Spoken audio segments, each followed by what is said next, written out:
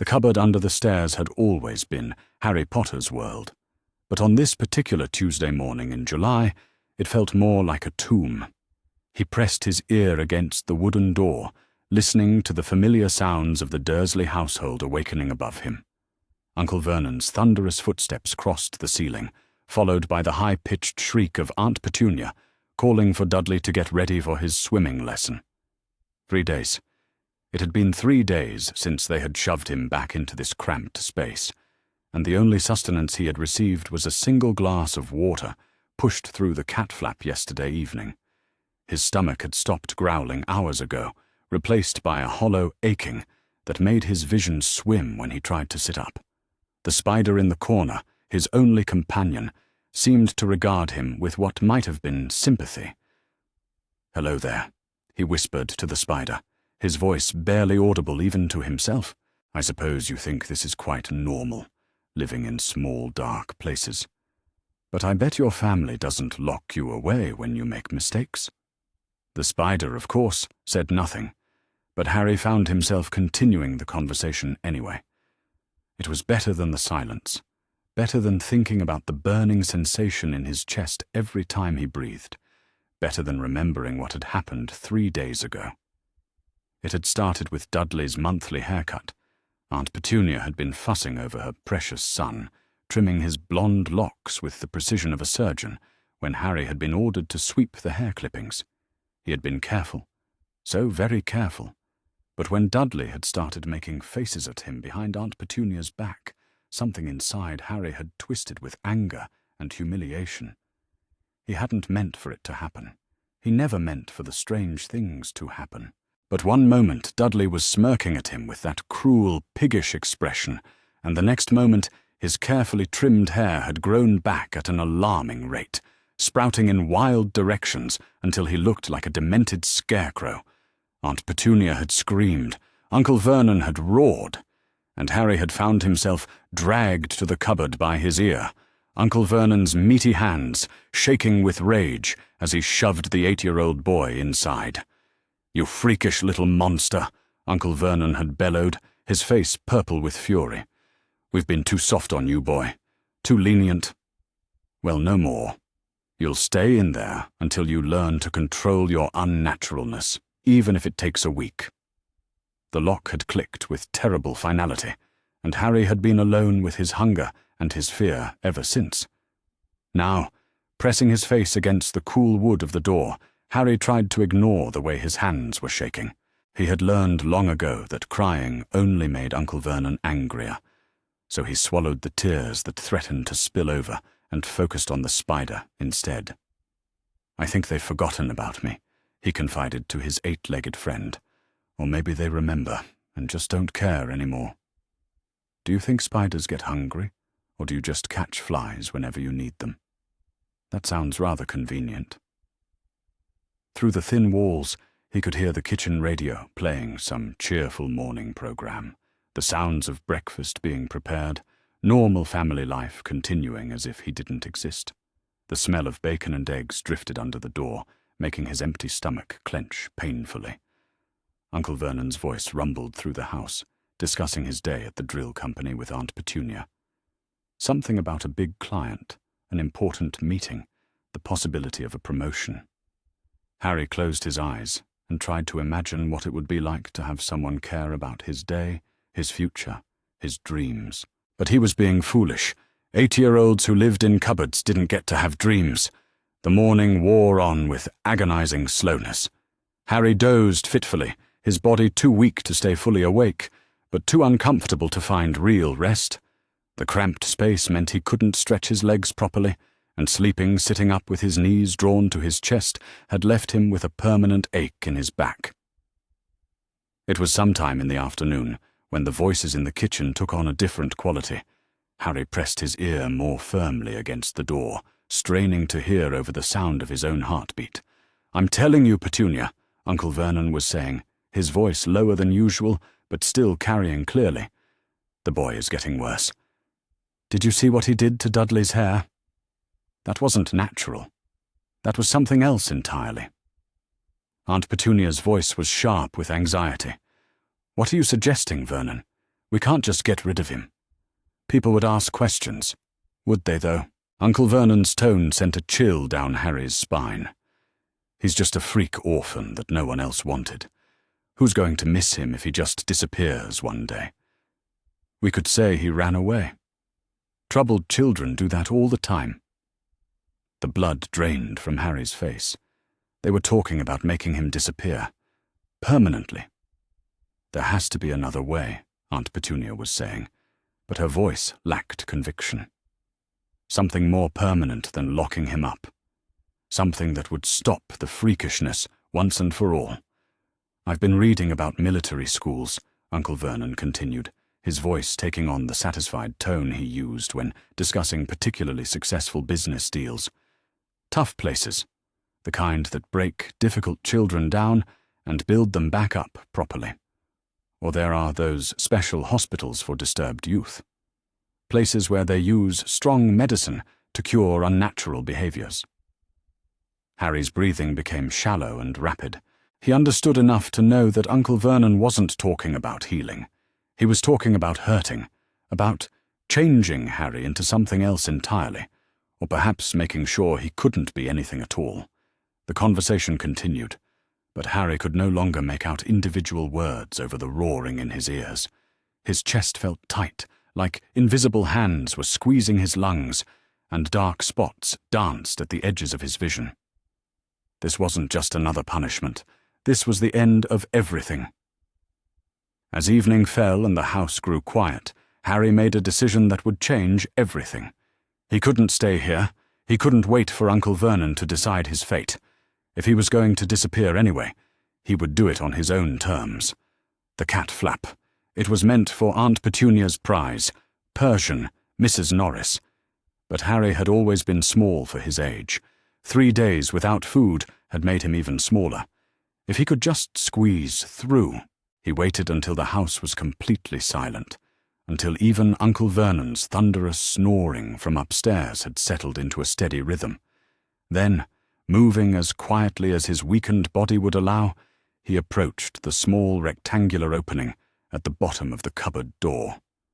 The metal edges bit into his shoulders as he pushed himself through, and for a terrifying moment he thought he might be stuck. But hunger had made him thin, and desperation gave him strength.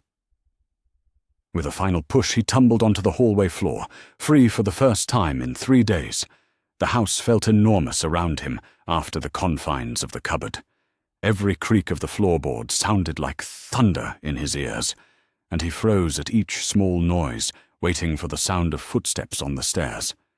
But the Dursleys slept on, oblivious to his escape. Moving like a ghost through his former prison, Harry gathered what few possessions he could call his own. His broken glasses, held together with tape. The oversized clothes that had once belonged to Dudley. A single photograph he had found years ago, creased and faded, showing a young woman with his own green eyes smiling at the camera. His mother. The only proof he had that someone, somewhere, had once loved him. As he crept toward the front door, Harry caught sight of himself in the hallway mirror. The boy looking back at him was a stranger, hollow-cheeked and wild-haired, with eyes too old and knowing for an 8-year-old face. His clothes hung off his frame like rags on a scarecrow, and there was a feverish brightness to his gaze that spoke of desperation and determination in equal measure. The front door opened with a soft click, and Harry stepped out into the pre-dawn darkness of Privet Drive. The air was cool and sweet after the stale closeness of the cupboard, and for a moment he just stood there breathing deeply, marveling at the simple freedom of movement. But freedom was not safety, and safety was what he needed now. Uncle Vernon would discover his absence eventually, and when he did, his rage would be terrible to behold. Harry needed to be far away before that happened. The suburban streets of Little Whinging stretched out before him like a maze, identical houses with perfectly manicured lawns disappearing into the morning mist. Harry had rarely been allowed outside, except for school, and even then Aunt Petunia had always been there to watch him with suspicious eyes. Now, alone and directionless, the world felt impossibly vast. He chose a direction at random and began walking, his bare feet silent on the cold pavement. Each step took him further from the only home he had ever known, and despite everything that had happened there, leaving was still terrifying. At least in the cupboard he had known what to expect. Out here, anything could happen. The sky was beginning to lighten when exhaustion finally forced Harry to stop. His legs felt like jelly, and the hollow ache in his stomach had transformed into sharp, stabbing pains. He found a small park with a bench tucked away behind some bushes and collapsed onto it, pulling his too large jacket around himself like a shield. As the sun rose over Little Whinging, painting the sky in shades of pink and gold, Harry Potter closed his eyes and tried to imagine what came next. He was 8 years old, alone in the world, with no money, no food, and no one who cared whether he lived or died. But he was alive. Against all odds, despite everything Uncle Vernon and Aunt Petunia had done to him, he was still breathing, still thinking, still hoping, and perhaps, in a world where boys could make hair grow with their minds and survive 3 days without food, perhaps there was magic enough left for one more miracle. The thought came to him suddenly, unbidden and strange. What if the freakish things that happened around him weren't really freakish at all? What if they were something else entirely? Something wonderful and impossible and meant just for him? What if there was a place in the world where boys like Harry Potter belonged? As the morning traffic began to stir around him, Harry rose from the bench with new determination burning in his chest. He didn't know where he was going, but for the first time in his life, he was the one choosing the direction. And that, perhaps, was magic enough to start with. The spider in the cupboard under the stairs was left to wonder what had become of its young companion, but spiders, being practical creatures, simply went back to catching flies.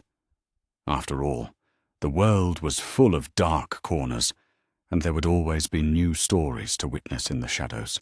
But this particular story was just beginning, and it would take Harry Potter far beyond the narrow confines of Privet Drive, into a world where magic was real and families were chosen, and 8-year-old boys could discover that they were worth saving after all. The journey to that world would begin with a single step into the unknown, taken by bare feet on cold pavement, guided by nothing more than hope and the fierce determination to survive.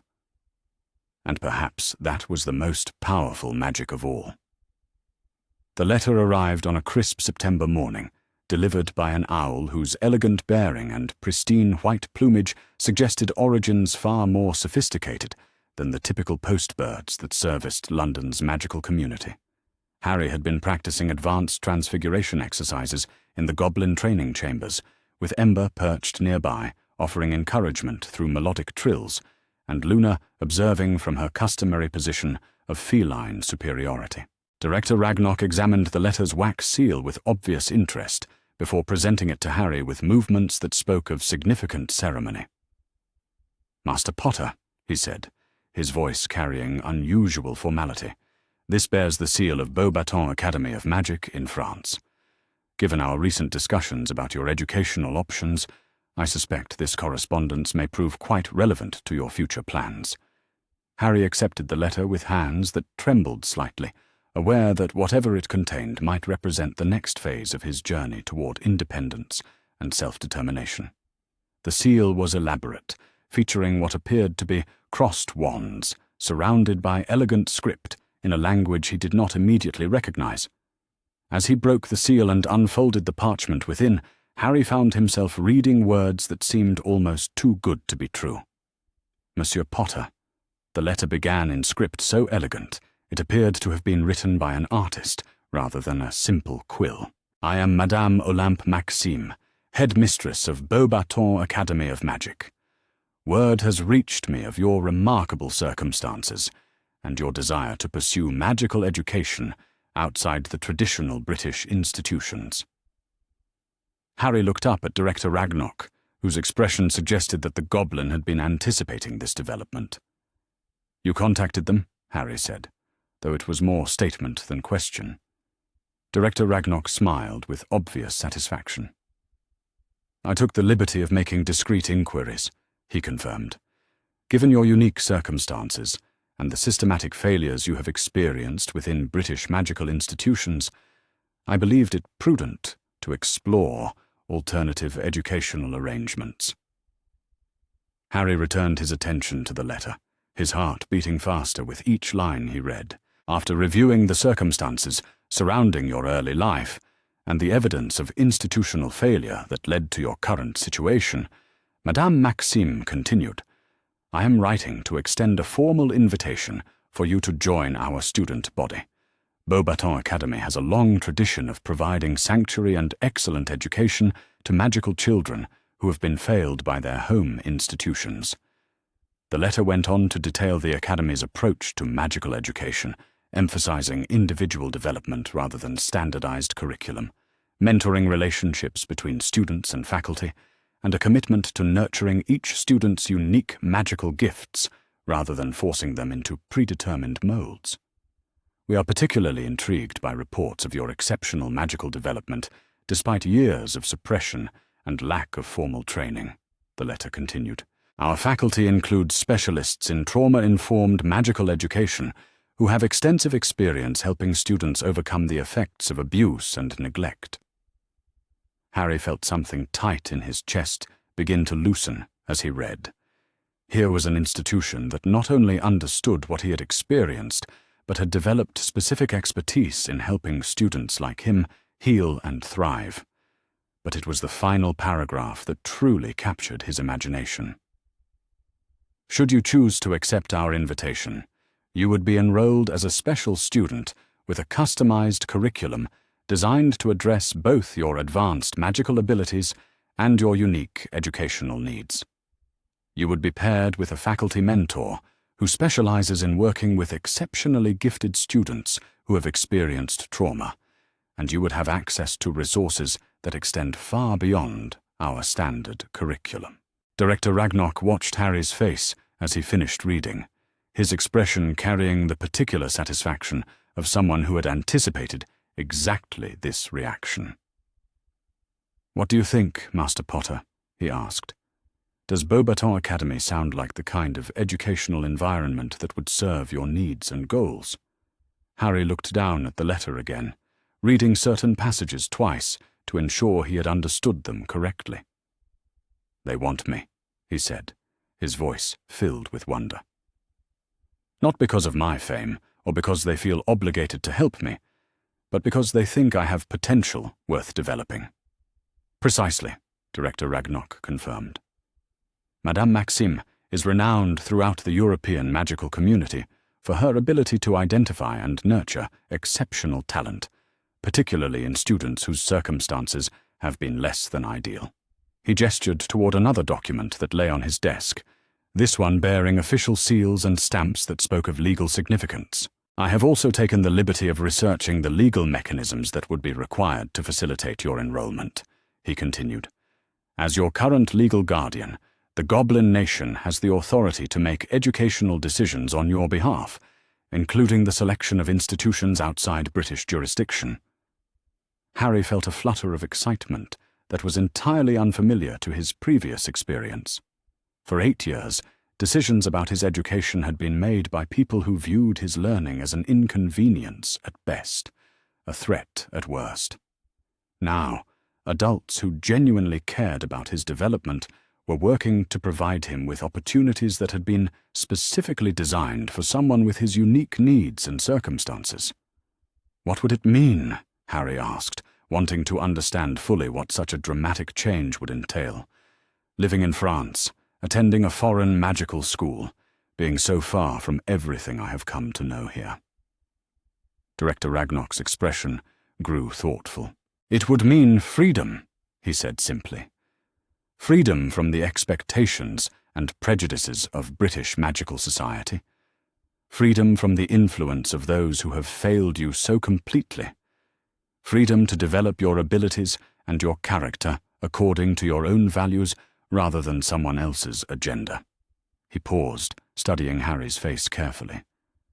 "But it would also mean leaving behind the safety and support you have found here," he continued. "The goblin community has grown fond of you, Master Potter, and we would be sorry to see you go.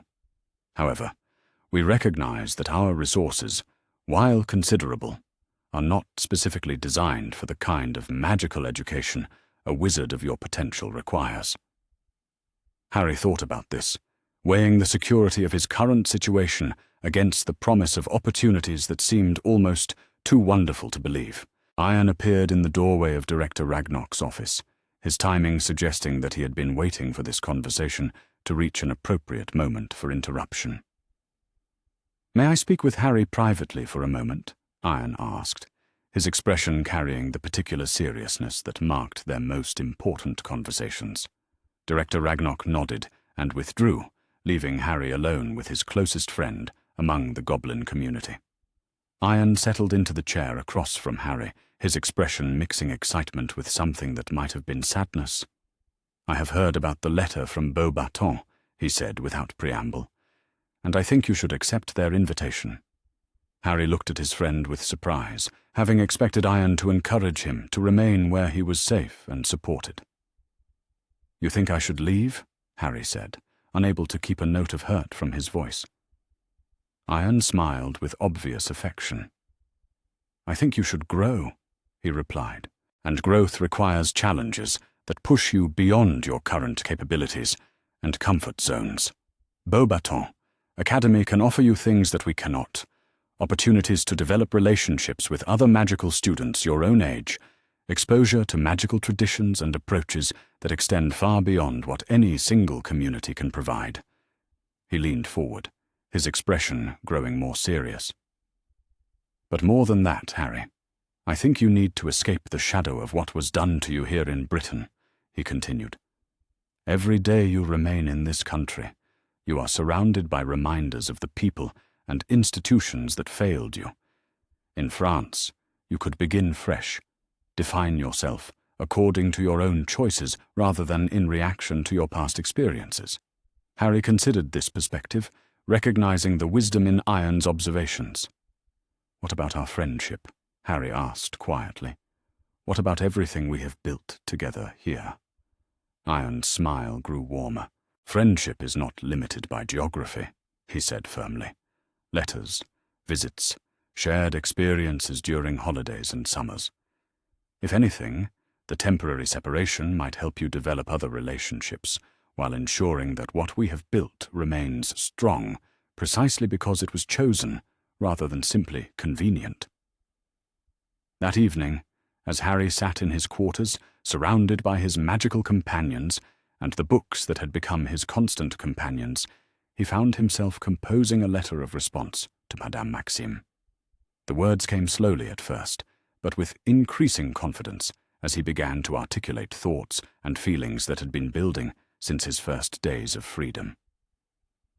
"Dear Madame Maxime," he began, taking care that his script was as legible as he could manage. "Thank you for your letter and your generous invitation to join the student body of Beauxbatons Academy. After careful consideration and extensive discussion with my advisors, I am writing to formally accept your offer." He paused, thinking about how to explain his circumstances without dwelling unnecessarily on the painful details. "You mentioned in your letter that you are aware of the circumstances that led to my current situation," he continued. "While I prefer not to focus extensively on past difficulties, I want you to know that I am committed to using my educational opportunities to develop the knowledge and skills necessary to help other magical children who may find themselves in similar circumstances." The letter went on to detail his current magical abilities, his educational goals, and his hopes for what his time at Beauxbatons might accomplish. But it was the closing paragraph that felt most important to Harry. "I am not seeking escape from responsibility or challenge," he wrote. "Rather, I am seeking the kind of education that will prepare me to meet the responsibilities I have chosen for myself. I want to become someone who can stand against those who would exploit or abuse magical children, someone who can help reform the systems that allowed such abuse to continue for so long." As he sealed the letter and prepared it for morning delivery, Harry found himself thinking about the journey that had brought him to this moment. The boy who had fled Privet Drive in terror and desperation seemed like someone from another lifetime, but the experiences of that boy had shaped the young man who sat here now, someone with the courage to make difficult choices and the wisdom to seek out the resources he would need to achieve his goals. Ember settled on her perch with obvious contentment, her healing song providing a gentle counterpoint to Harry's thoughts. Through their bond, he could sense her approval of his decision, her understanding that growth sometimes required movement toward new challenges rather than remaining in comfortable familiarity. Luna appeared at his feet, her intelligent eyes reflecting awareness of the changes that were coming. The Kneasel hybrid had become an important part of his daily routine, her presence offering a different kind of companionship than Ember's more mystical connection. The week that followed brought a flurry of activity as preparations were made for Harry's departure to France. Director Ragnarok handled the legal arrangements with characteristic efficiency, ensuring that Harry's guardianship status would be recognized by French magical authorities and that his access to his inheritance would remain unimpeded by international boundaries. Iron helped him select books and materials that would serve as bridges between his goblin education and the curriculum he would encounter at Beauxbatons. Their conversations during this period took on a particular intensity, as if both friends were trying to compress months of future discussions into the limited time they had remaining. It was during one of these conversations that Iron made an observation that would stay with Harry for years to come. "You know," he said, as they sat in the Goblin Library for what might be the last time for many months, "when you first arrived here, you were someone who had been acted upon by others, someone whose life had been shaped entirely by forces beyond your control." Harry nodded, remembering the frightened, desperate boy who had stumbled into the magical world seeking nothing more than basic survival. "But now," Iron continued, "you are someone who makes choices, who shapes circumstances, rather than simply reacting to them. You are deciding your own educational path, defining your own goals, building relationships based on mutual respect, rather than dependency." He paused, his expression growing thoughtful. "That transformation is perhaps the most powerful magic you have accomplished," he concluded. "The magic of becoming someone who can choose their own destiny, rather than accepting whatever destiny others would impose upon them." The morning of Harry's departure dawned clear and bright, with the kind of crisp autumn air that seemed to promise new beginnings and fresh possibilities. The portkey that would transport him to Beauxbatons was a simple silver compass that had been enchanted to activate at precisely 10 o'clock, and Harry found himself checking it repeatedly as the appointed time approached. Director Ragnarok presented him with a final gift, a small medallion that bore the seal of Gringotts and would serve as both identification and protection during his time in France. "This will ensure that you have access to goblin services regardless of your location," he explained as he fastened the chain around Harry's neck. "More importantly, it will serve as a reminder that you have a home here, a place where you will always be welcome, regardless of how far your travels may take you." Iron's farewell was more emotional than either of them had anticipated. The goblin who had become Harry's closest friend and most trusted advisor struggled to maintain his characteristic composure as the moment of departure approached. "Learn everything you can," Iron said, his voice thick with emotion. "Grow into the person you are meant to become. And remember that friendship transcends distance, that the bonds we have built will remain strong regardless of how many miles separate us." Harry felt tears threatening as he embraced his friend, overwhelmed by gratitude for everything Iron had given him during his time among the goblins. "Thank you," Harry whispered. "For everything. For showing me that I was worth teaching, worth caring about, worth investing in. I will never forget what you have done for me." As the portkey activated, and the familiar surroundings of Gringotts began to blur and fade, Harry found himself looking forward rather than back, The boy who had once been trapped in a cupboard under the stairs was about to begin a new chapter of his life, one that he had chosen for himself based on his own goals and values. Beauxbatons Academy awaited, along with opportunities for growth and learning that would have been unimaginable just months earlier. The journey toward becoming someone who could protect other magical children was far from complete. But with each choice he made, with each step he took toward independence and self-determination, Harry Potter was becoming someone worthy of the trust and affection that had been offered to him by friends, both human and goblin. The magic of transformation was not accomplished in a single dramatic moment, but rather through thousands of small choices, each one building toward a future that was finally, truly his own to shape. The portkey deposited Harry in a meadow that seemed to have been lifted directly from a fairy tale, complete with wildflowers that swayed in impossibly perfect harmony, and a distant chateau that gleamed like something carved from pearl and starlight. The transition from the familiar marble corridors of Gringotts to this pastoral paradise was so dramatic that for a moment Harry simply stood still, overwhelmed by the sheer beauty of his new surroundings. Ember immediately took flight from his shoulder, circling overhead with obvious delight at the open space and clear air. Her song seemed to harmonize with sounds that Harry was only beginning to identify as emanating from the chateau itself, a subtle melody that spoke of centuries of accumulated magic and wisdom. Luna emerged from the travel carrier that had protected her during the portkey journey, her intelligent eyes surveying their new environment with characteristic feline assessment. After a few moments of careful observation, she seemed to approve, settling into a comfortable position at Harry's feet with the particular satisfaction of a cat who had found acceptable new territory. "Welcome to Beauxbatons Academy," said a voice that carried the warmth of genuine hospitality, mixed with undeniable authority. Harry turned to see a woman who matched every description he had ever heard of Madame Olympe Maxime, though seeing her in person was still something of a shock.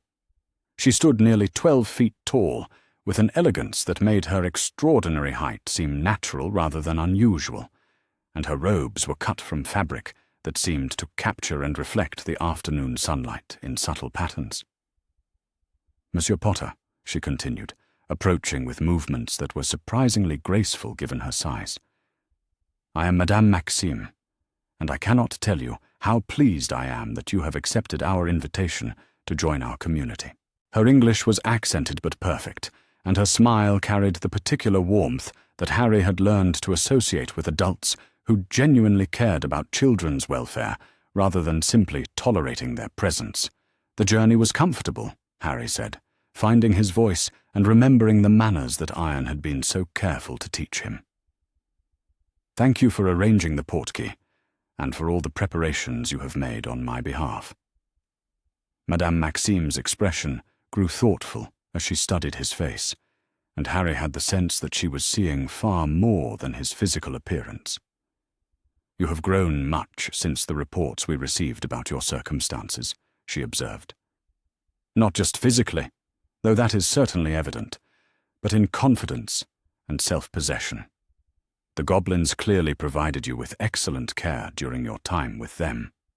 Harry nodded, feeling a familiar tightness in his chest when he thought about the friends he had left behind. "They saved my life," Harry said simply, "not just from immediate danger, but from the kind of despair that might have destroyed me permanently. They taught me that I was worth caring about, worth educating, worth investing in." Madame Maxime's expression grew warm with approval. "That is precisely the foundation we hope to build upon here at Beauxbatons," she said. "Come, let us show you to your new home." The chateau was even more magnificent up close than it had appeared from the meadow. The architecture seemed to blend French elegance with magical functionality, creating spaces that were both beautiful and practical. Gardens surrounded the main building in carefully planned arrangements that included plants Harry had never seen before, many of them glowing with subtle magical energy. Beauxbatons Academy was founded on the principle that magical education should nurture the whole person, Madame Maxime explained, as they walked through corridors lined with portraits that seemed more alive than any Harry had encountered, even in the magical world. We believe that students learn best when they feel safe, valued, and challenged to grow beyond their current limitations. Harry found himself nodding, recognizing in her words the educational philosophy he had been hoping to find. The student dormitories were unlike anything he had experienced. Rather than the institutional atmosphere he had expected, his assigned quarters felt more like a comfortable apartment designed specifically for someone his age. The main room included space for both study and relaxation, with windows that looked out over gardens and distant mountains. A smaller adjoining room contained everything Ember would need, including a perch positioned to catch the morning sunlight and access to an outdoor balcony where she could fly freely. "Your roommates will be joining you shortly," Madame Maxime explained, as Harry examined his new surroundings. "Henri Delacour is a second-year student whose family has attended Beauxbatons for generations. Gabriel Martinez comes to us from Spain and shares your interest in protective magic. François Dubois is a transfer student from a smaller academy in Belgium, and like you, he has had to overcome challenging circumstances to reach this point." The care with which she described his future roommates suggested that their placement together had been thoughtfully planned rather than simply convenient. "Your first classes will begin tomorrow morning," she continued, "but tonight we have arranged a small reception to help you become acquainted with some of the other students and faculty members who will be working with you." As evening approached, Harry found himself in the chateau's main dining hall, which managed to be both grand and welcoming. The ceiling was enchanted to reflect the sky outside, but unlike the overwhelming vastness of the great hall at Hogwarts that he had seen in pictures, this space felt intimate and personal. His roommates proved to be exactly the kind of companions he had been hoping for. Henri Delacour was perhaps 11 years old, with the confident bearing of someone raised in magical society, but without the arrogance that Harry had learned to expect from privileged magical children. When they were introduced, Henry's first question was about Ember, and his obvious knowledge of Phoenix lore immediately established common ground for conversation. "Your familiar bond is extraordinary," Henry said, as Ember perched on the back of Harry's chair, preening contentedly in the warm atmosphere of acceptance. "Most students do not develop such partnerships until their third or fourth year, and even then, Phoenix bonds are exceptionally rare." Gabriel Martinez was perhaps a year older than Harry, with dark hair and serious eyes that seemed to hold depths of experience beyond his apparent age. When he spoke, it was with the careful precision of someone who had learned that words could have significant consequences. "I have heard about your circumstances from Madame Maxime," Gabriel said, his voice carrying genuine sympathy rather than mere curiosity. "My own path to Beauxbatons involved escaping from people who did not understand or appreciate magical abilities.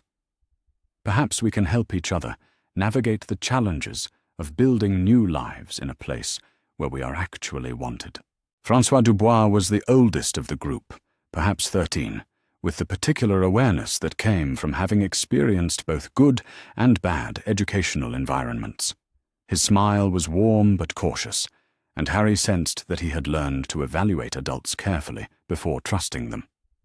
"The thing about Beauxbatons," François explained as they shared the evening meal, "is that they actually mean what they say about nurturing individual potential. The professors here do not try to force you into predetermined molds, or compare you constantly to some idealized standard of magical achievement." He gestured toward the high table where faculty members were engaged in animated conversations with students from various year levels. "They want to understand who you are and what you need in order to grow," he continued. "It can be overwhelming at first, especially if you are accustomed to educational environments where your preferences and abilities were ignored or actively suppressed." Over the following days, Harry found himself settling into a routine that felt both challenging and supportive in ways that exceeded his most optimistic expectations. His classes were small, often no more than 6 or 7 students, and the instruction was personalized to address both his advanced abilities and the gaps in his knowledge that resulted from his unusual educational background. Professor Dubois, who taught advanced transfiguration, was particularly skilled at identifying areas where Harry's natural talent needed to be supported by solid theoretical understanding. Rather than simply praising his instinctive abilities, she worked with him to develop the analytical skills that would allow him to understand why certain approaches worked and others failed. "Your magical intuition is exceptional," she explained during one of their tutorial sessions. "But intuition without understanding can become a limitation rather than an asset. We want to help you develop both the knowledge and the analytical tools that will allow you to continue growing throughout your magical career." Professor Laurent, who oversaw his studies in magical creatures and familiar bonding, was fascinated by Harry's relationship with Ember and his natural affinity for non-human magical beings. Under his guidance, Harry began to understand the theoretical foundations of the bonds he had formed instinctively. Phoenix partnerships are among the most complex forms of magical symbiosis, Professor Laurent explained, as they observed Ember's interactions with the Academy's other magical creatures. The bond affects both partners on emotional, magical, and even spiritual levels. Understanding how to nurture and protect such relationships is essential for maximizing their potential benefits. But it was Professor Mercier, who taught magical ethics and history, who had perhaps the greatest impact on Harry's understanding of his own goals and values. Her classes were not simply academic exercises, but explorations of the complex moral questions that faced anyone with significant magical abilities. "Power without ethical grounding becomes corruption," she said during one particularly memorable lecture. "The history of the magical world is littered with examples of talented wizards who lost sight of their responsibilities to others and became threats to the very communities they should have been protecting."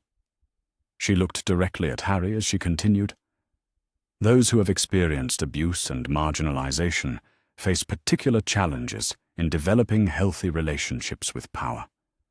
The temptation to use abilities to dominate others, to ensure that you are never again vulnerable to the kind of treatment you endured, can be overwhelming." Harry found himself nodding, recognizing the truth in her observations. There had been moments during his time among the goblins when he had imagined using his growing magical abilities to punish those who had harmed him, to ensure that the Dursleys and even Dumbledore faced consequences for their failures. "How do we resist those temptations?" Harry asked, genuinely curious about how to navigate the complex relationship between power and responsibility. Professor Mercier's expression grew warm with approval. "By remembering that our goal is not personal revenge, but systemic change," she said.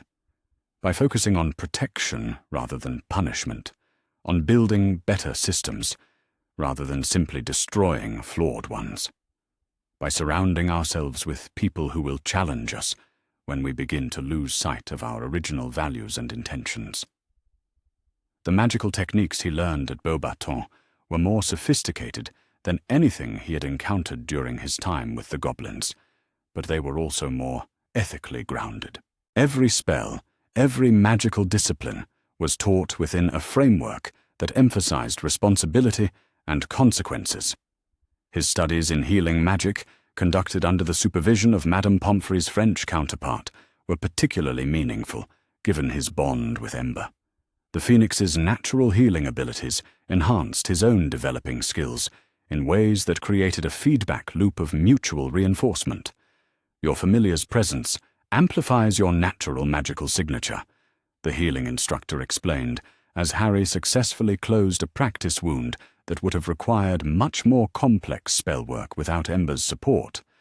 But more importantly, her emotional commitment to healing and protection keeps your own motivations clearly focused on helping rather than harming. As the weeks passed, Harry found himself developing friendships that felt both natural and significant. Henry proved to be an excellent study partner, with a natural talent for magical theory that complemented Harry's more intuitive approach to practical spellwork.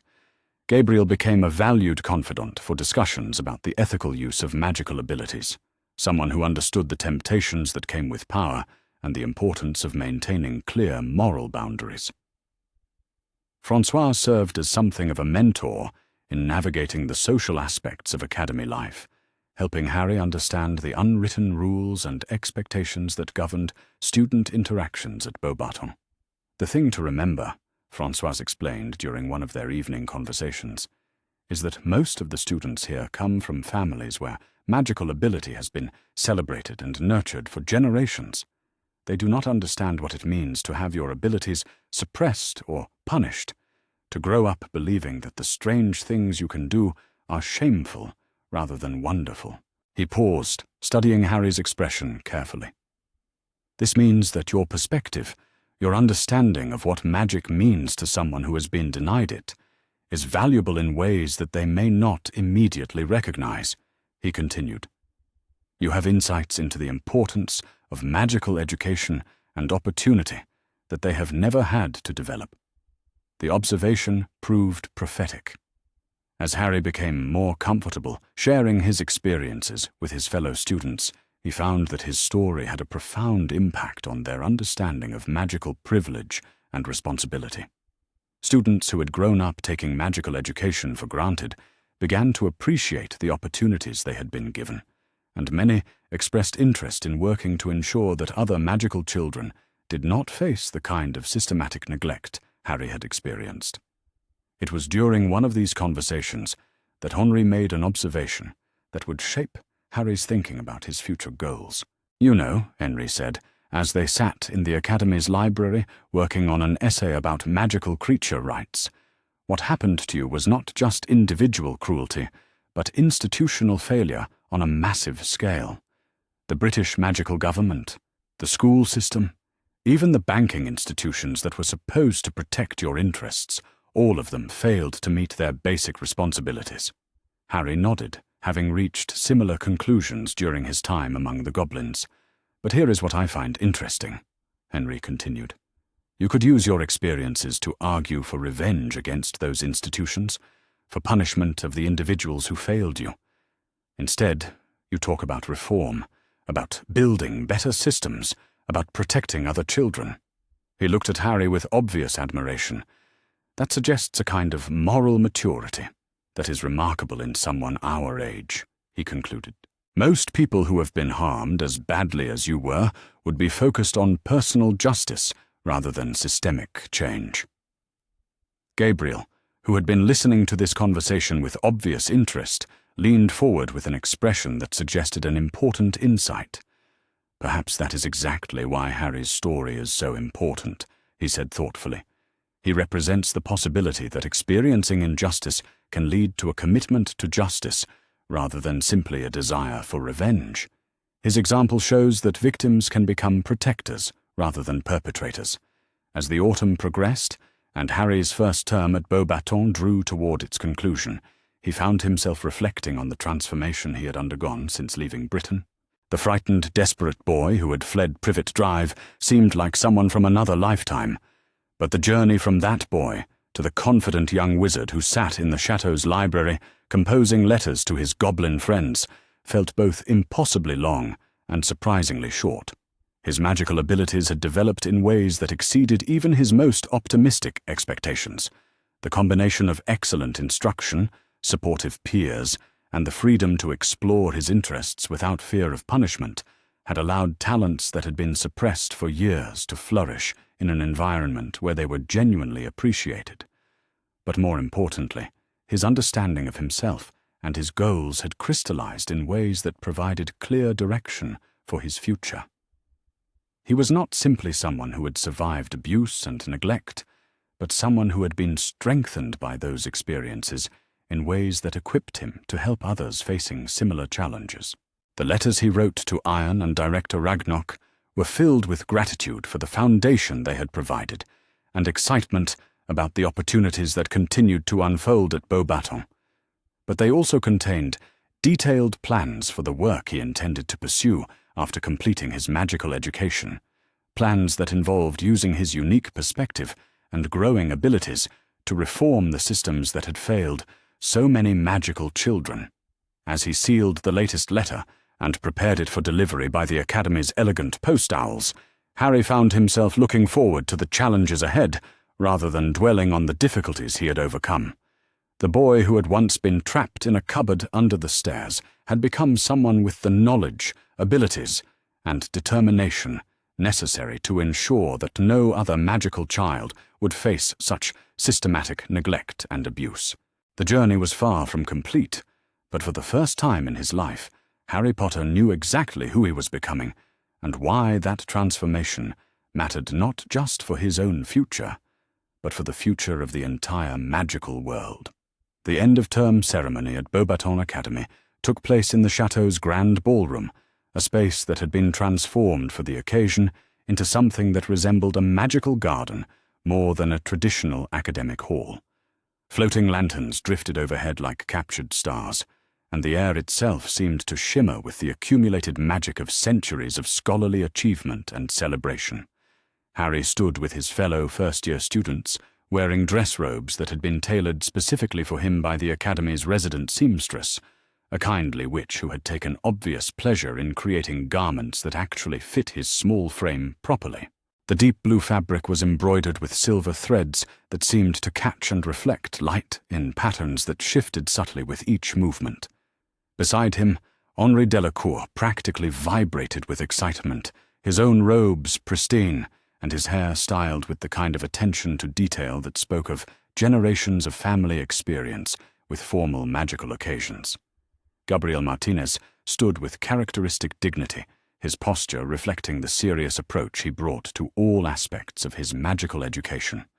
François Dubois wore an expression of quiet satisfaction, the look of someone who had overcome significant obstacles to reach this moment of academic recognition.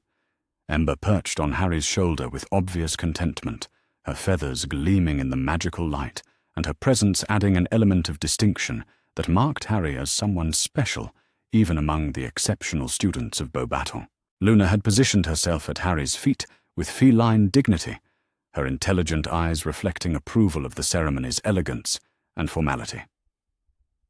Madame Maxime rose from her place at the high table, her extraordinary height making her visible to every student in the vast room, despite the press of bodies and the elaborate decorations. When she spoke, her voice carried clearly throughout the ballroom, without any apparent magical amplification, a testament to both her natural authority and the acoustic properties of the enchanted space. "Students of Beauxbatons Academy," she began, her accent adding musical quality to the formal words. "Tonight we gather to celebrate not just the completion of another academic term, but the growth and achievement of remarkable young wizards and witches who have honored our institution with their dedication and progress." Harry found himself thinking about the boy who had arrived at the academy just months earlier, frightened and uncertain, despite the confidence he had gained during his time among the goblins. The transformation that had occurred during his time at Beauxbatons felt both gradual and profound, a process of discovering abilities and aspects of his character that had been suppressed or underdeveloped during his years of enforced isolation. "This term has been particularly significant for our academy," Madame Maxime continued, her gaze moving across the assembled students with obvious affection and pride. "We have had the privilege of welcoming several new students whose circumstances and achievements serve as powerful reminders of the resilience of the human spirit and the transformative power of magical education." She paused, her eyes finding Harry among the crowd of first-year students. "Among these new students is someone whose journey to our halls exemplifies the very best of what magical education can accomplish when it is provided in an environment of safety, support, and genuine care for individual potential," she said. "Mr. Harry Potter arrived here after experiencing circumstances that would have broken the spirit of many adults, let alone a child of 8 years. Harry felt heat rise in his cheeks as hundreds of eyes turned toward him, but the attention felt different from the unwelcome scrutiny he had experienced during his early days in the magical world. This was recognition rather than mere curiosity, acknowledgement of achievement rather than fascination with celebrity. In the month since his arrival, Madame Maxime continued, Mr. Potter has not only demonstrated exceptional magical ability and rapid academic progress, but has also shown the kind of character and moral clarity that marks true leadership. His professors report that he approaches every challenge with determination, every lesson with enthusiasm, and every opportunity to help fellow students with generosity that reflects the very best of magical community values. She gestured toward the high table, where several professors were nodding with obvious approval and pride. More importantly, Mr. Potter has used his own experiences of hardship and recovery to develop perspectives on magical education and child welfare that have enriched our entire community. His insights into the importance of creating environments where all magical children can thrive, regardless of their backgrounds or circumstances, have inspired both students and faculty to think more deeply about our responsibilities to the broader magical world. Harry found himself struggling with emotions that were both overwhelming and entirely positive. For 8 years, he had been told repeatedly that he was worthless, burdensome, a problem to be endured rather than a person to be celebrated.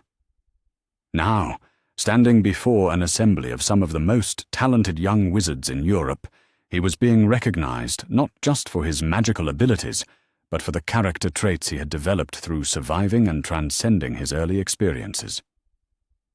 But tonight's ceremony also marks an important transition, Madame Maxime continued, her expression growing more serious.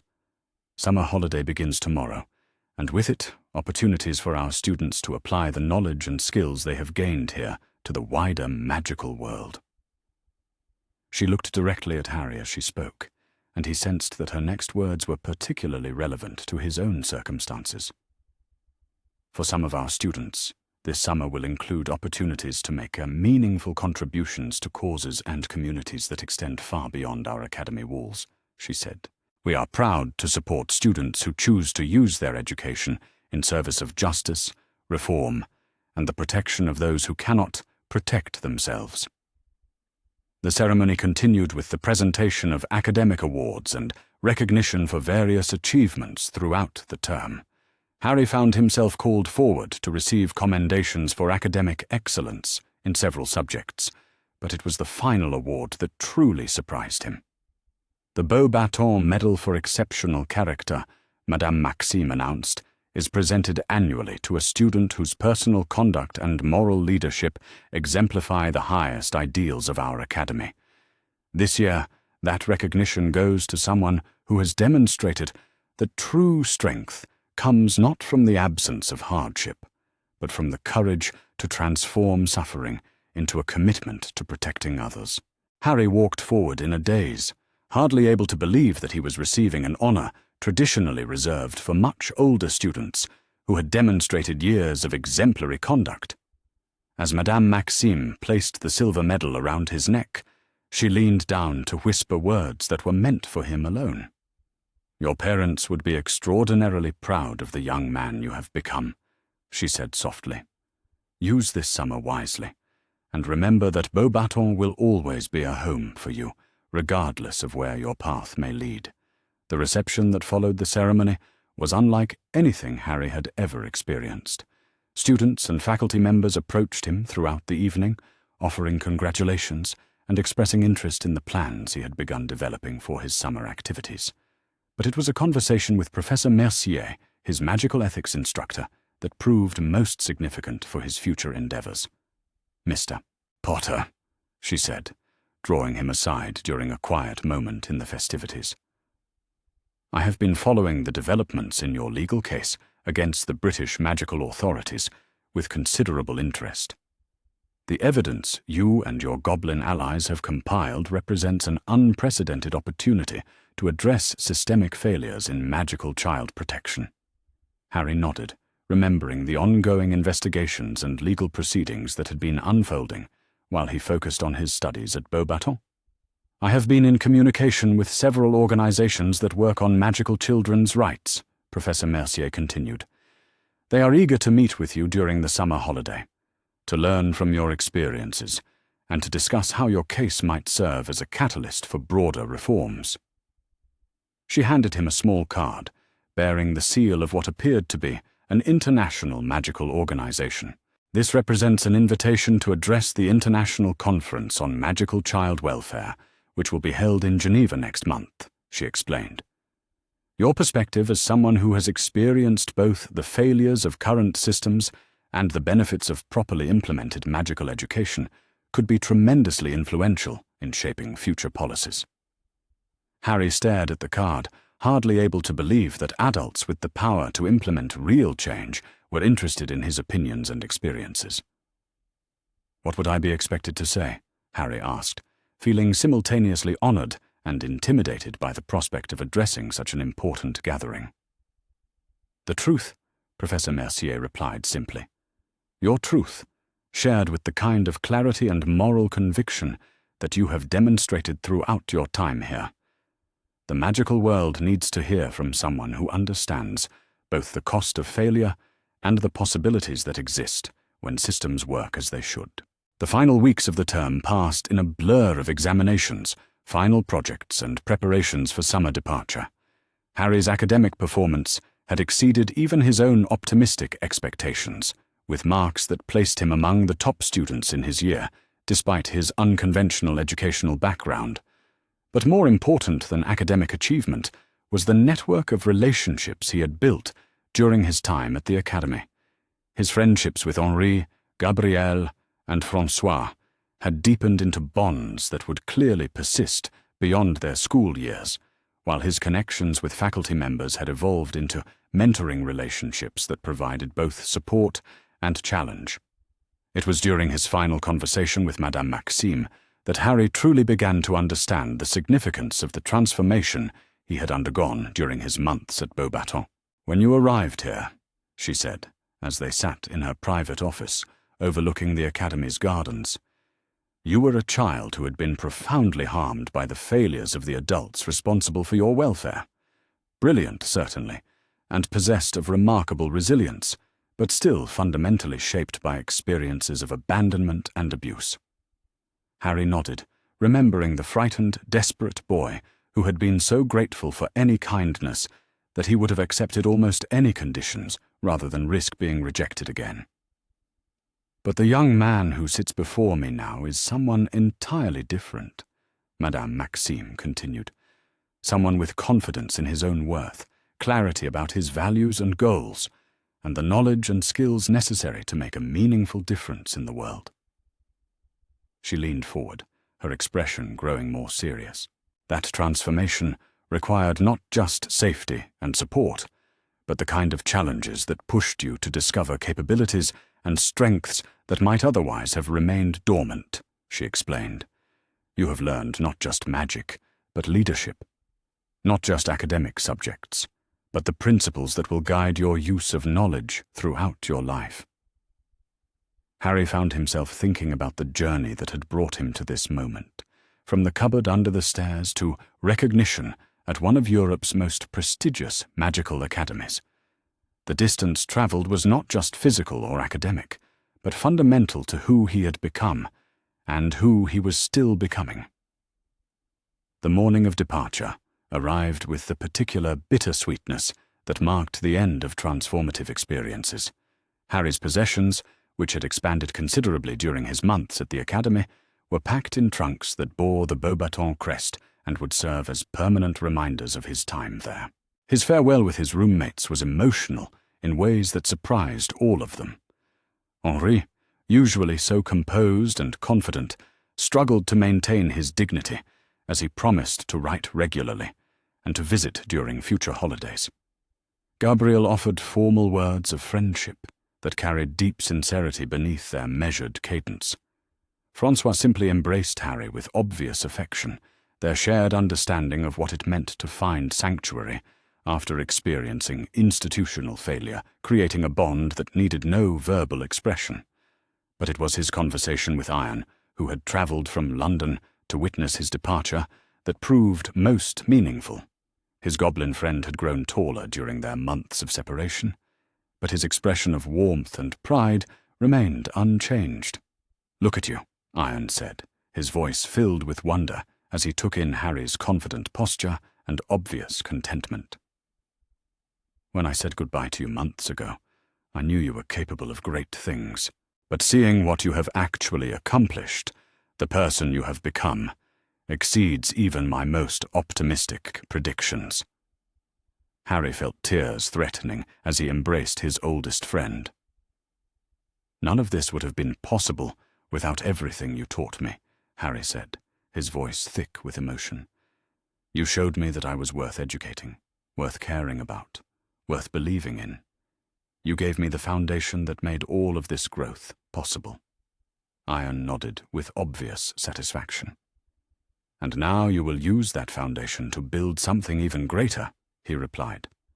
"The conference in Geneva, the legal proceedings against those who failed you, the reforms you will help implement, all of it grows from the understanding of your own worth that began during our time together among the goblins." The port key that would return Harry to London was scheduled to activate at precisely noon, and as the appointed time approached, Harry found himself looking both backward and forward with equal anticipation. The months at Beauxbatons had provided him with everything he had hoped for, and much that he had not dared to imagine. But they had also prepared him for challenges and opportunities that extended far beyond his personal education and development. Madame Maxime's final words to him carried the weight of both blessing and commission. "Remember, mon brave garçon," she said, using the endearment that had become her particular expression of affection for him.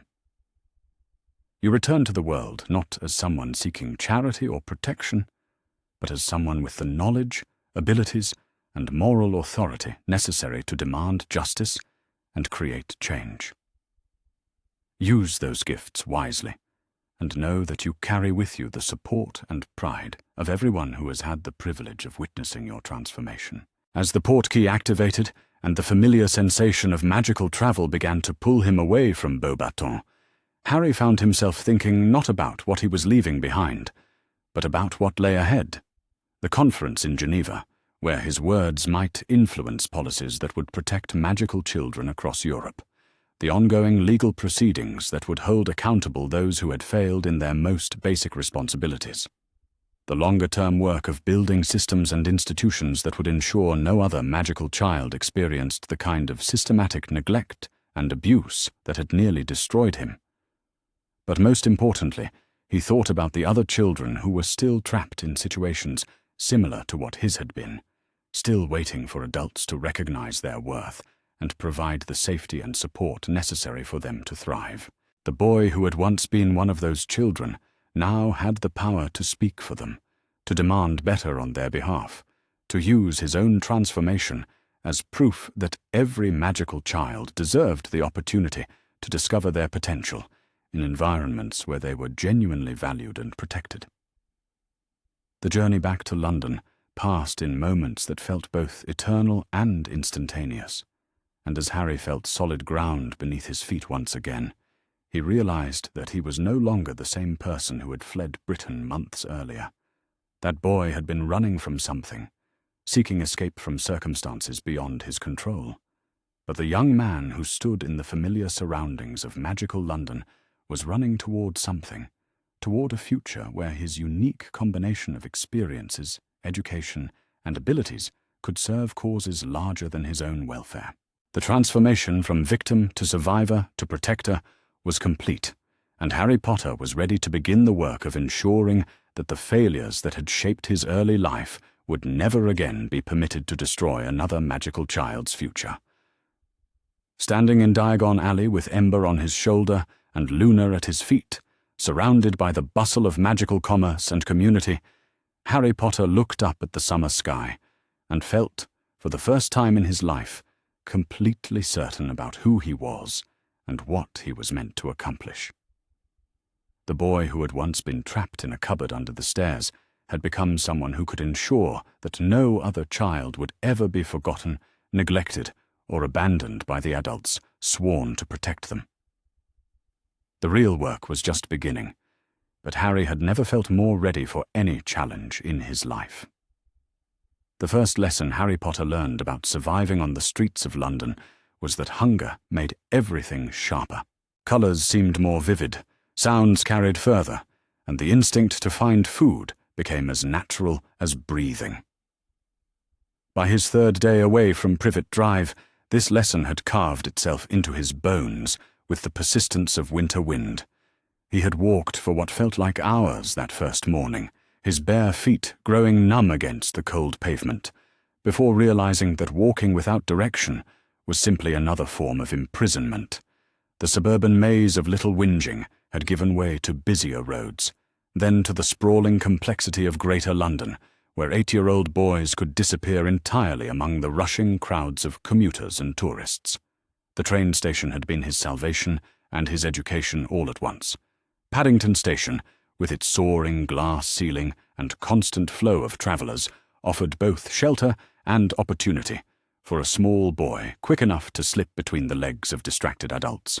Harry had watched from the shadows as food vendors sold their wares, as families shared meals while waiting for departures, as carelessly held bags and pockets offered glimpses of the currency he desperately needed. But stealing required a certain hardness of heart that Harry had not yet developed. The first time he had reached toward an abandoned sandwich, his hand had frozen mere inches from his target, shame burning in his chest like acid. The family who had left it had included a little girl about his own age, and Harry found himself imagining her disappointment when she returned to find her lunch missing. Instead, he had learned to wait, to position himself near the rubbish bins where half-eaten meals were discarded, where sandwiches with single bites missing were thrown away by travellers in hurry. Pride was a luxury he could no longer afford, but even desperation had its limits. He would take what was abandoned, what was unwanted, but he would not take from those who needed it themselves. It was during one of these vigils that he met Tommy. The boy was perhaps 11 or 12, with the kind of sharp, knowing eyes that belonged on someone much older. His clothes were layers upon layers of mismatched items, each piece carefully chosen for warmth and durability rather than appearance. When he spoke, his accent carried the particular rhythm of someone who had learned to talk fast and move faster. "Oi," he said, appearing beside Harry with the sudden silence of a practiced street child. "You're new at this, aren't you?" Harry looked up from where he had been crouched beside a rubbish bin, a half-eaten apple clutched in his dirty hands. The older boy's expression was not unkind, but it carried the weight of experience and assessment. "I'm not doing anything wrong," Harry said quietly, defensive instincts honed by years of Dursley criticism, making his voice smaller than he intended. Tommy snorted, but there was amusement rather than malice in the sound. "Wrong's got nothing to do with it, little mate. Question is whether you're going to survive the week doing it that way." Over the next several hours, Tommy became Harry's unlikely teacher in the art of urban survival. He showed Harry which station employees to avoid and which ones might be convinced to look the other way. He explained the difference between good rubbish and dangerous rubbish, between food that was merely unwanted and food that had been discarded for more sinister reasons. "The trick," Tommy explained as they shared a partially eaten pastry he had rescued from a cafe bin, "is to be invisible, but not suspicious. People don't notice children who look like they belong somewhere, even if that somewhere isn't anywhere in particular." Harry absorbed these lessons with the same intense focus he had once applied to avoiding Uncle Vernon's attention. The skills were different, but the underlying principle remained the same. Survival meant understanding the rules of the world around you, even when those rules made no sense. By his 4th day of freedom, Harry had developed something resembling a routine. Mornings were for the train stations, where business travellers discarded expensive coffee and barely touched breakfast items. Afternoons belonged to the parks, where families with young children often left behind portions of picnic lunches. Evenings were the most dangerous time, when the predators emerged and children without homes became targets for those with darker intentions. It was during one of these evening vigils, huddled in the doorway of a closed shop near Russell Square, that Harry first encountered Mrs. Chen. She was small and elderly, with silver hair pulled back in a neat bun and the kind of gentle authority that spoke of decades spent caring for others. Her grocery shop occupied the ground floor of a narrow building, squeezed between a laundromat and a betting office, and she had been locking up for the evening when she noticed the small figure pressed against the neighboring doorway. "Child," she said, her voice carrying the particular warmth of someone addressing a frightened animal. "When did you last eat a proper meal?" Harry's first instinct was to run. Adults meant questions, and questions led to authorities, and authorities meant being returned to Privet Drive. But something in Mrs. Chen's tone gave him pause. There was no judgment in her voice, no assumption of wrongdoing, just genuine concern for his well-being. "I'm fine," he said, the automatic response that had served him well with social workers and teachers who had occasionally shown interest in his circumstances. Mrs. Chen studied him for a long moment, taking in his hollow cheeks, his oversized clothes, the careful way he held himself as if preparing to bolt at any moment. Then she smiled, and it was the kind of smile that seemed to light up the darkening street. "I was just about to make some soup," she said conversationally. "Far too much for one person. Would you mind helping me finish it?" The kindness was so unexpected, so utterly foreign to Harry's experience, that he found himself nodding before his rational mind could intervene. Mrs. Chen unlocked her shop again and gestured for him to follow her up a narrow staircase to the flat above. The apartment was small but immaculately clean, filled with the lingering sense of ginger and star anise. Family photographs lined the mantelpiece, showing children and grandchildren scattered across what looked like several decades of celebrations and milestones. Mrs. Chen moved through her kitchen with efficient grace, ladling steaming soup into 2 bowls and setting out a plate of rice that looked like heaven to Harry's hungry eyes. They ate in comfortable silence for the first few minutes, Mrs. Chen respecting Harry's need to focus entirely on the first proper meal he had consumed in nearly a week. The soup was rich and warming, filled with tender vegetables and thin noodles that seemed to restore something essential in his body that had been slowly fading away. "You're very thin," Mrs. Chen observed gently when Harry had finished his second bowl, "and those clothes are much too large. Are you staying somewhere safe?" The question hung in the air between them, loaded with implications that Harry was not ready to address. He set down his spoon and met Mrs. Chen's concerned gaze with as much honesty as he dared. "I can't go back where I came from," he said simply. "It wasn't safe there either." Mrs. Chen nodded slowly, as if this explanation made perfect sense to her. In her 40 years of running a shop in this part of London, she had encountered all manner of lost souls seeking refuge from circumstances beyond their control. She had learned not to pry too deeply into stories that children were not ready to tell. "Then you must be very careful," she said instead. "London is not kind to children on their own, especially children as young as you. There are people who would take advantage of your situation." She reached into a drawer and pulled out a small piece of paper, writing something on it quickly before pressing it into Harry's hands. "This is my address and telephone number," she said. "If you find yourself in real trouble, if you need help that you cannot find elsewhere, you come here. Day or night, you understand." Harry stared down at the paper, unable to quite believe that someone would offer help without expecting something in return. In his experience, adults who showed kindness always had ulterior motives, usually involving his eventual return to the Dursleys or placement in some equally unpleasant situation. "Why?" he asked, the word barely audible. Mrs. Chen reached across the small table and gently touched his hand, her fingers warm against his cold skin. "Because every child deserves to be safe," she said simply, "and because sometimes the smallest acts of kindness can change everything." Harry left Mrs. Chen's shop that evening with a full stomach, a warm coat that had belonged to one of her grown sons, and something that felt dangerously like hope blooming in his chest. But hope, he had learned, was a treacherous emotion for boys in his situation. It made you careless, made you believe in possibilities that existed only in fairy tales. The reminder of Hope's limitations came 2 days later in the form of 3 older boys who cornered him in an alley near King's Cross Station. They were perhaps 15 or 16, with the kind of casual cruelty that seemed to radiate from every pore. Their leader was tall and heavy, with pale eyes that suggested violence was more entertainment than necessity for him. The other 2 flanked Harry like hunting dogs, cutting off any possibility of escape. "Well, well," the leader said, his voice carrying the particular satisfaction of a predator who had found easy prey. "What have we got here?" Little lost lamb, all alone in the big, bad city. Harry pressed his back against the alley wall, his mind racing through possible escape routes.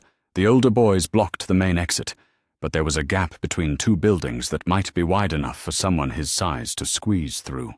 The problem was reaching it before they could grab him. "Got any money on you, Lamb?" one of the flanking boys asked, stepping closer with obvious menace. "Any food? Any of those nice things that proper families give their children?" The mockery in his tone hit Harry like a physical blow. These boys knew exactly what he was, what his circumstances were, and they intended to take what little he had managed to gather for himself. "I don't have anything," Harry said, which was mostly true. His few possessions were hidden in various locations around the city, a survival strategy Tommy had taught him during their brief acquaintance. The leader laughed, a sound devoid of any warmth or humor. "Everyone's got something," he said, reaching toward Harry with hands that promised pain.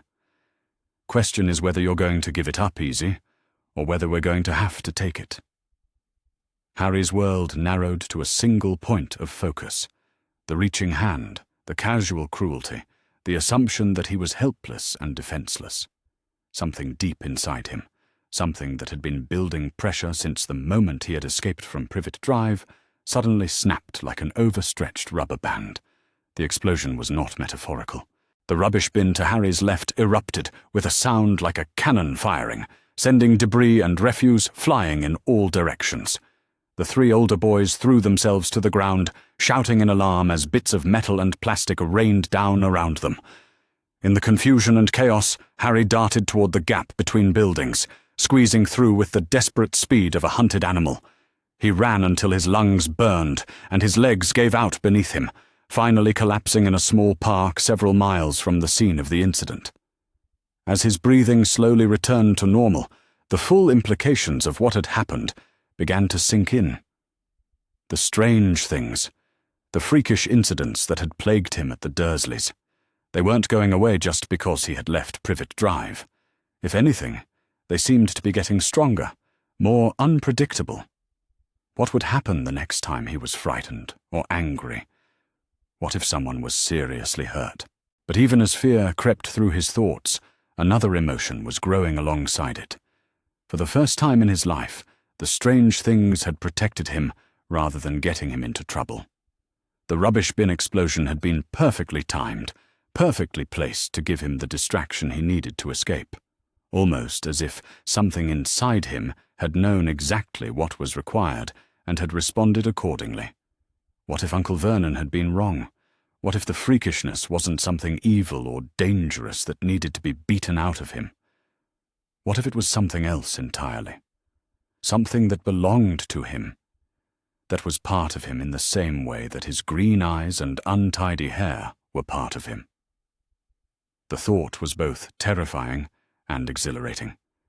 If the strange things were really his to control, if they responded to his need and his will, then perhaps he wasn't as powerless as he had always believed. Perhaps there was strength in him that even the Dursleys couldn't break or steal or destroy. As the sun set over London, painting the sky in shades of amber and rose, Harry Potter sat in a small park and contemplated the impossible possibility that he might be something more than just a damaged, unwanted child. The evidence was mounting, incident by incident, that there was magic in the world and that somehow, inexplicably, it lived inside him. But magic, if it truly existed, raised questions that had no easy answers. If there were others like him, where were they? If there was a place for people who could make rubbish bins explode with their minds, why had no one ever told him about it? And most importantly, if he really was magical, what did that mean for the future he was trying to build for himself? The answers to those questions would have to wait. For now, it was enough to know that he had survived another day, that he was learning to navigate this strange new world of independence and possibility. Tomorrow would bring new challenges, new lessons in the art of staying alive and staying hidden. But tonight, for the first time since leaving Privet Drive, Harry allowed himself to believe that perhaps survival wasn't the highest goal he could aspire to. Perhaps there was something beyond mere existence waiting for him, something that would make all the struggle and fear and loneliness worthwhile. The strange pulling sensation began sometime during his 3rd week of freedom, a gentle but persistent tugging that seemed to originate somewhere deep in his chest. At first, Harry attributed it to hunger or exhaustion, but as the days passed, the feeling grew stronger and more directional, as if some invisible compass was guiding him toward a destination he had never seen, but somehow knew he needed to find. The sensation was strongest in certain parts of London, particularly around the older, more historic areas where ancient buildings pressed against modern developments like memories refusing to fade. It pulled him toward narrow alleyways that looked like they belonged in another century, toward pubs that seemed to exist slightly apart from the bustling city around them. And so it was that, on a grey morning in early August, following the invisible thread that had been growing stronger with each passing day, Harry Potter found himself standing on Charing Cross Road, staring at what appeared to be an empty space between a record shop and a bookstore. But as he watched, as he focused his attention with the same intensity he had learned to apply to finding food and shelter, something began to shimmer in the empty space. Like heat waves rising from summer pavement, the air itself seemed to bend and twist until suddenly, impossibly, there was a building where none had been before. A shabby, narrow pub with grimy windows and a hanging sign that read, "The Leaky Cauldron," in faded gold lettering. Harry blinked hard, certain that exhaustion and hunger were finally taking their toll on his sanity. But the building remained, solid and real and somehow familiar, as if he had been searching for it his entire life without knowing it existed. The pulling sensation in his chest had become almost overwhelming, a need as fundamental as breathing that demanded he step forward, push open the door, and discover what lay beyond the threshold of the impossible. And so, with the same mixture of terror and determination that had carried him away from Privet Drive, Harry Potter approached the door of the Leaky Cauldron and prepared to step into a world where magic was real, and 8-year-old boys who could explode rubbish bins might finally find the place where they belonged. The door of the Leaky Cauldron was heavier than it looked, requiring both of Harry's small hands to push it open far enough for him to slip inside. The moment he crossed the threshold, the cacophony of London traffic faded to a distant murmur, replaced by something that felt like stepping into a living, breathing fairy tale. The pub was dimmer than the grey morning outside, lit by candles that floated freely in the air without any visible means of support. Their warm, golden light danced across wooden beams that looked older than anything Harry had ever seen, creating shadows that seemed to move and shift with lives of their own. The air smelled of old wood and herbs, of something cooking that made his empty stomach clench with longing, and underneath it all, a scent he couldn't quite identify, but that made the strange pulling sensation in his chest sing with recognition.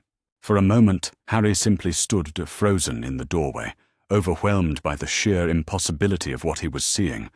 Photographs lined the walls, but unlike any photographs he had ever encountered, the people in them were moving, waving, talking to each other across their frames with animated gestures.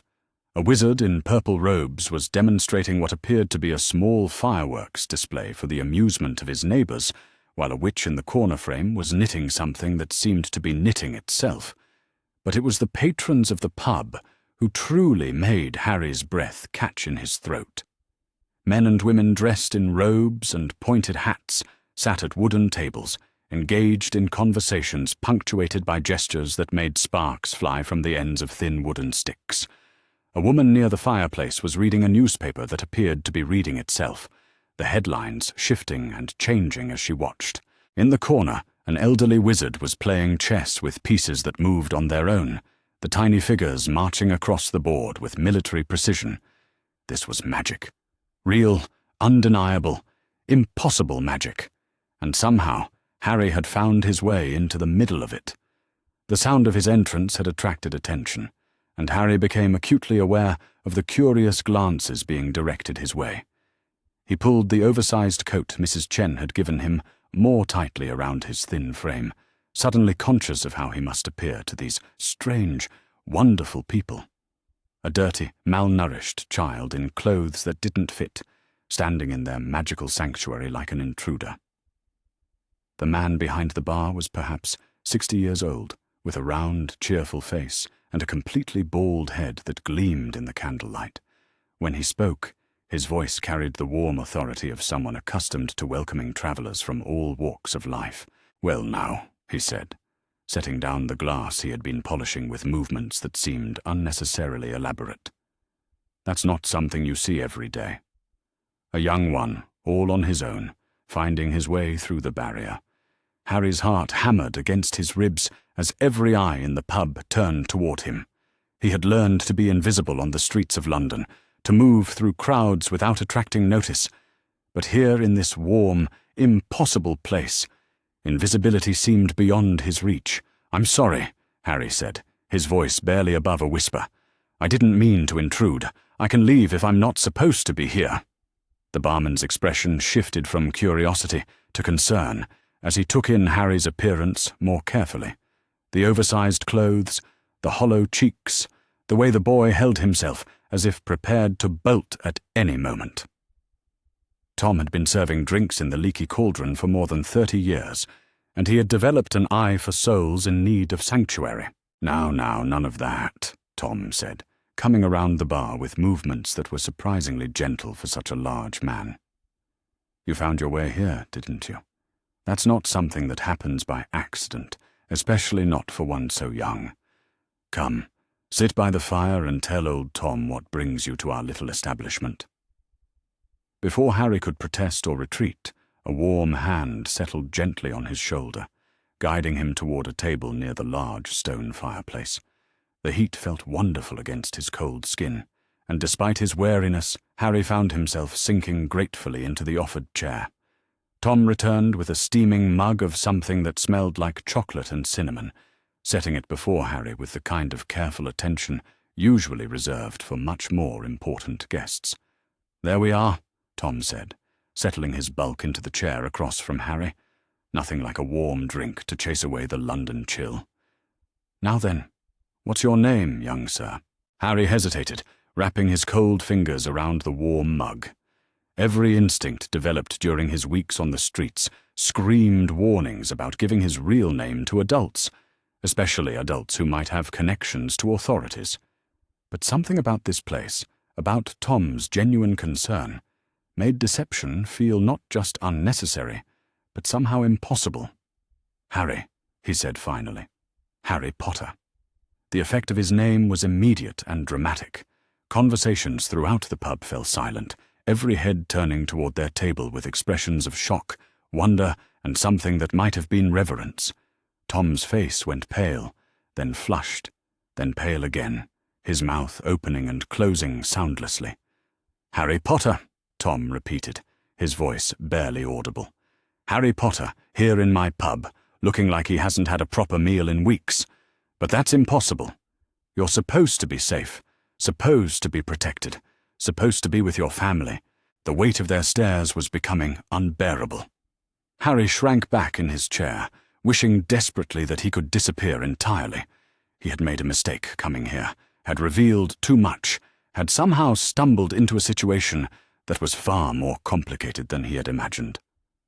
"I don't have a family," Harry said, the words coming out smaller than he intended. "Not really. I've been taking care of myself."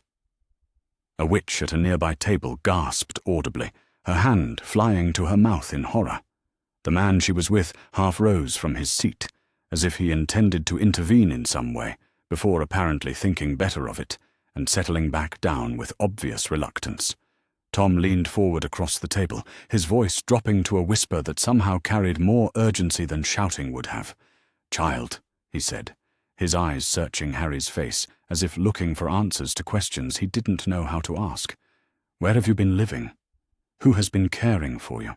The whole wizarding world has been told you were safe, that you were being looked after by loving relatives." Harry almost laughed at that, a bitter sound that belonged on someone much older than 8. Loving relatives. The phrase was so absurd, so completely removed from his experience, that it took him a moment to understand that Tom actually believed it.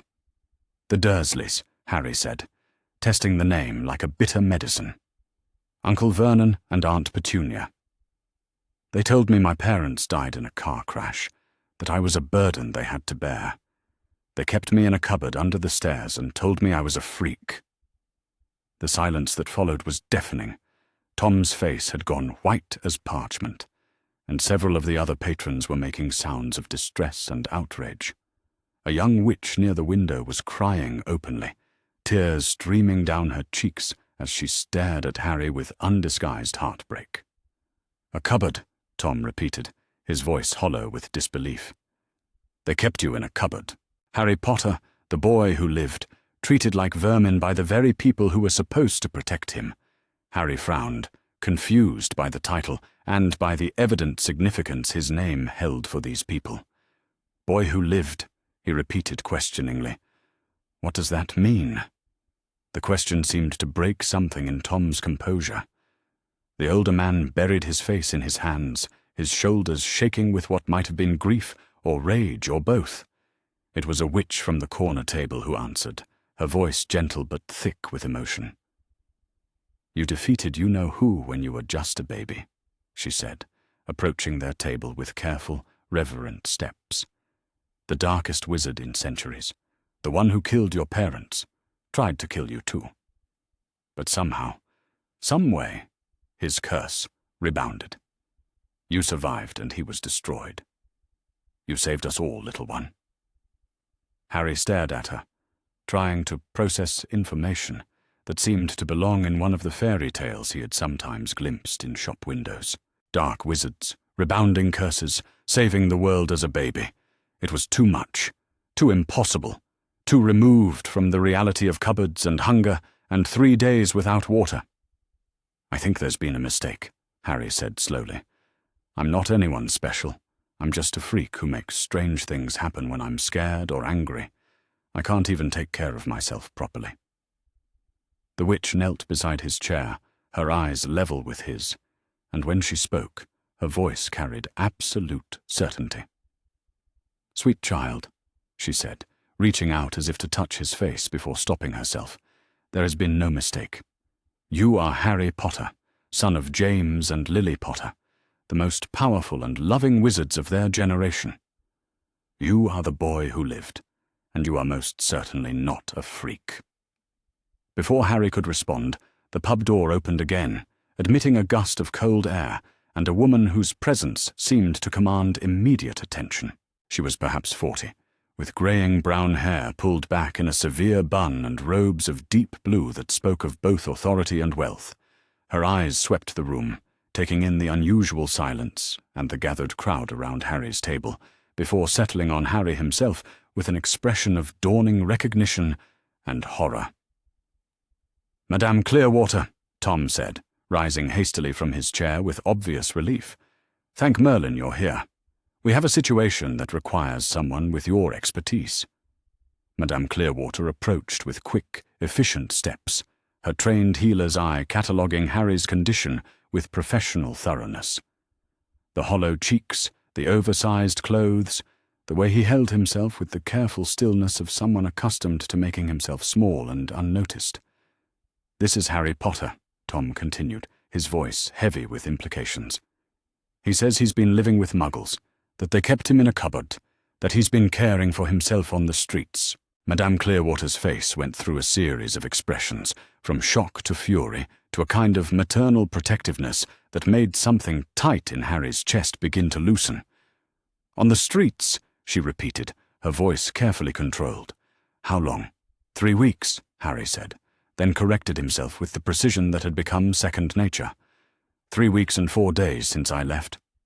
The healer closed her eyes briefly, as if gathering strength for what came next. "And before that?" "The relatives Tom mentioned. How did they treat you?" Harry looked around the room at all the concerned faces, at these strange people who seemed to know him and care about him, despite having never met him before. The urge to minimize, to downplay, to protect the adults from the truth was almost overwhelming. But something about this place, about the way magic hung in the air like a promise, made honesty feel safer than it had ever felt before. "They didn't like me," Harry said simply. "They said I was freakish and unnatural. Uncle Vernon said he would beat the freakishness out of me, and Aunt Petunia said I was a constant reminder of things she wanted to forget. They gave me the cupboard because they said I didn't deserve a real room, and they gave me chores because they said I needed to earn my keep." Madame Clearwater's hands were clenched into fists at her sides, her knuckles white with the effort of maintaining her composure. "Child," she said, her voice gentle despite the fury burning in her eyes, "what they told you was wrong. Every word of it. You are not freakish or unnatural. You are a wizard, a member of an ancient and honored community. What you can do, what you call freakish, is magic. It is wonderful and powerful and something to be celebrated, not beaten out of anyone." Harry felt something inside his chest crack open, a wall he had built around his heart to protect himself from hoping for things that seemed impossible. These people, these magical people, thought his strangeness was wonderful. They thought he belonged somewhere. But even as hope began to bloom, another emotion rose alongside it. Fear, sharp and familiar, of adults who made promises they couldn't keep, who offered safety that could be revoked at any moment. "What happens now?" Harry asked, his voice smaller than he intended. "Do you send me back to them? Do you call the authorities? Do you put me somewhere else that's supposed to be better, but isn't?" Madame Clearwater knelt beside his chair, her movements slow and careful, as if approaching a wounded animal. "Darling boy," she said, her voice thick with emotion, "you are never going back to those people. Never. What they did to you was not just wrong. It was criminal. No child, magical or otherwise, should ever be treated the way you have been treated." She paused, seeming to choose her words carefully. "As for what happens next, well, that's going to take some time to sort out properly. There are laws in our world, protections for magical children, systems in place to ensure situations like yours never happen. But those systems have clearly failed you, which means we need to be very careful about how we proceed." Harry nodded, some of the tension leaving his shoulders. This woman, at least, seemed to understand that good intentions weren't enough, that systems could fail, and adults could make terrible decisions while believing they were acting for the best. "In the meantime," Madame Clearwater continued, "you need immediate care, medical attention, proper nutrition, a safe place to rest and recover. I can arrange for temporary guardianship, somewhere you can stay while we work out the legal complexities." The word guardianship sent a spike of panic through Harry's chest. He had heard that word before, during hushed conversations between social workers and teachers who thought he couldn't hear them. It always led to the same place, back to the Dursleys, because blood family was considered more important than safety or happiness. "I don't want to be with people who don't want me," Harry said, his voice firmer than it had been since entering the pub. "I'd rather stay on the streets than go somewhere I'm not really welcome." Tom, who had been listening to this exchange with increasing distress, suddenly straightened in his chair. "What if he stayed here?" he said, his voice gaining confidence as the idea took shape. "The Leaky Cauldron has rooms upstairs, and I've been thinking about hiring some help anyway. The boy could stay here while the legal matters are sorted out, and I could keep an eye on him. Madame Clearwater considered this suggestion with the careful attention of someone weighing complex factors. "It's irregular," she said slowly. "But then, this entire situation is irregular. And Tom, you've been caring for strays and lost souls since before I was born. If you're willing to take responsibility for his immediate welfare—" "I am," Tom said firmly. "More than willing. This pub has always been a sanctuary for those who need one, and if Harry Potter needs sanctuary, then by Merlin's beard, he'll have it." Harry looked between these two adults who were discussing his future with such obvious care and concern, and felt something he had never experienced before, the sense that people were fighting for him rather than simply deciding what to do with him, the revolutionary concept that his preferences and comfort might actually matter in the decisions being made about his life. "I would like that," Harry said quietly. "Staying here, I mean. If you're sure it wouldn't be too much trouble." Tom's face broke into the first genuine smile Harry had seen since entering the pub. "Trouble," he said, with obvious affection. "Boy, you've just given this old innkeeper something he's been missing for years, a chance to matter to someone who needs him." The next few hours passed in a blur of activity that Harry watched with a mixture of wonder and cautious optimism. Madame Clearwater performed what she called a basic health assessment, her wand casting gentle lights over Harry's body, while she muttered notes to herself about malnutrition and delayed growth and old injuries that had healed poorly. Tom bustled around preparing a room on the second floor, bringing in extra blankets and a chair by the window where Harry could sit and watch the magical street below. Several patrons of the pub contributed items they thought might be useful: books about magical theory for beginners, a warm cloak that had belonged to someone's grandson, a small bag of sweets that were guaranteed to help with nightmares. But it was the witch who had first spoken to him who provided the most meaningful gift. She approached Harry's table as the afternoon light began to fade, carrying a small, leather-bound photo album. "These were your parents," she said, settling into the chair beside him with careful reverence. "James and Lily Potter. I knew them at Hogwarts, knew them when they fell in love, knew them when they were so excited about having you. They would want you to know how very much you were loved." She opened the album to the first page, and Harry found himself looking at moving photographs of a young couple who shared his features.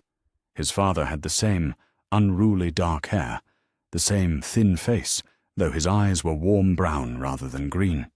His mother had his eyes exactly, bright emerald green and full of intelligence and humor. But more than their physical features, Harry could see something in their faces that he had never seen directed toward him before. Love, pure and uncomplicated, as they smiled and waved from their magical photographs. In one image, his mother was laughing at something his father had said, her head thrown back with joy. In another, they were dancing, lost in each other, and in a happiness so complete it seemed to radiate from the very page. "They died protecting you," the witch said softly. "Lily especially. There's powerful magic in a mother's love, in a mother's sacrifice. It's that magic that saved you from you-know-who, that marked you as special, that brought you here to us when you needed sanctuary most." Harry touched the edge of the photograph with one careful finger, trying to imagine what it would have been like to grow up surrounded by that kind of love.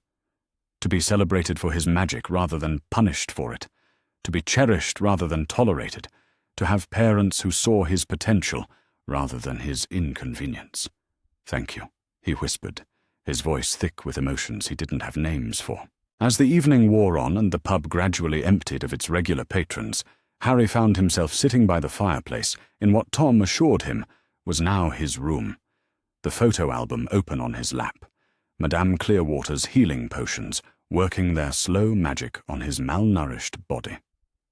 For the first time in his 8 years of life, Harry Potter was somewhere he belonged, somewhere his magic was celebrated rather than feared, somewhere adults fought to protect him rather than simply deciding his fate, Somewhere the very air seemed to hum with possibility and promise.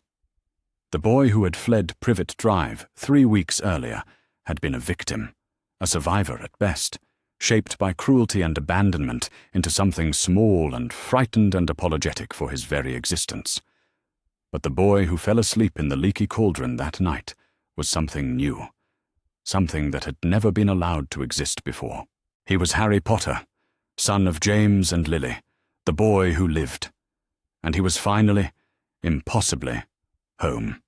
Harry woke to the sensation of cool fingers pressed against his forehead, and the murmur of voices speaking in low, urgent tones. The bed beneath him was softer than anything he had ever experienced, and for a moment he simply lay still, afraid that opening his eyes would reveal this comfort to be another hunger-induced hallucination. But the voices were too real, too detailed to be products of his imagination. A woman speaking with the crisp authority of medical training, a deeper voice responding with what sounded like barely contained fury, and underneath it all, the gentle rumble of Tom's familiar accent providing context and explanation.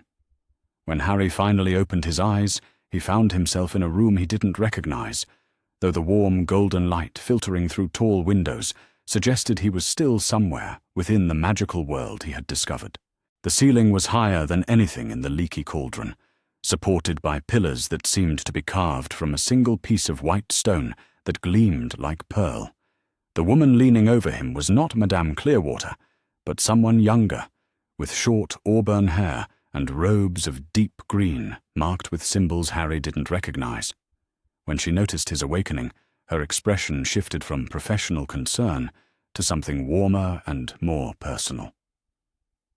"Good morning, young Potter," she said, her voice carrying the particular gentleness reserved for patients who had been through trauma. "I am Healer Brightstone, from St. Mungo's Hospital for Magical Maladies and Injuries. You gave us quite a scare when you collapsed yesterday evening." Yesterday evening. The words took a moment to penetrate Harry's still foggy consciousness.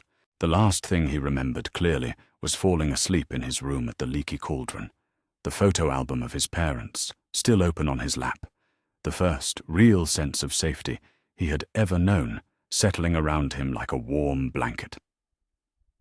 "I collapsed," Harry said, testing his voice and finding it stronger than expected. "Was I sick?" Healer Brightstone exchanged a glance with someone beyond Harry's line of sight before settling into a chair beside the bed. "Not sick exactly," she said carefully. "But your body has been through considerable stress, and when you finally felt safe enough to truly rest, all of that accumulated exhaustion caught up with you at once. You've been sleeping for nearly 18 hours. 18 hours. Harry tried to sit up, alarmed by the thought of so much time passing without his awareness, but Healer Brightstone gently pressed him back against the pillows. "Rest," she said firmly. "Your body is still recovering. The magical scans we performed while you slept revealed some concerning information that we need to discuss." It was then that Harry noticed the other occupant of the room, a goblin, though unlike any representation he had ever seen in the few storybooks he had glimpsed in shop windows. This one was tall for his kind, perhaps 4.5 feet, with intelligent dark eyes and an expression of barely contained rage that seemed to be directed not at Harry, but at something far beyond the confines of this room. The goblin stepped forward, his movements carrying a dignity and authority that commanded immediate respect. "Mr. Potter," he said, his voice carrying the particular precision of someone accustomed to dealing with matters of great importance. "I am Director Ragnok of Gringotts Wizarding Bank. It is both an honor and a source of considerable concern to finally meet you." Gringotts. Harry recognized the name from conversations he had overheard in the leaky cauldron, references to the magical bank where wizards kept their money and treasures. But he couldn't understand why the director of such an important institution would be interested in a homeless 8-year-old. "I don't understand," Harry said, looking between Healer Brightstone and Director Ragnok with growing confusion. "Why are you here? What does a bank want with me?"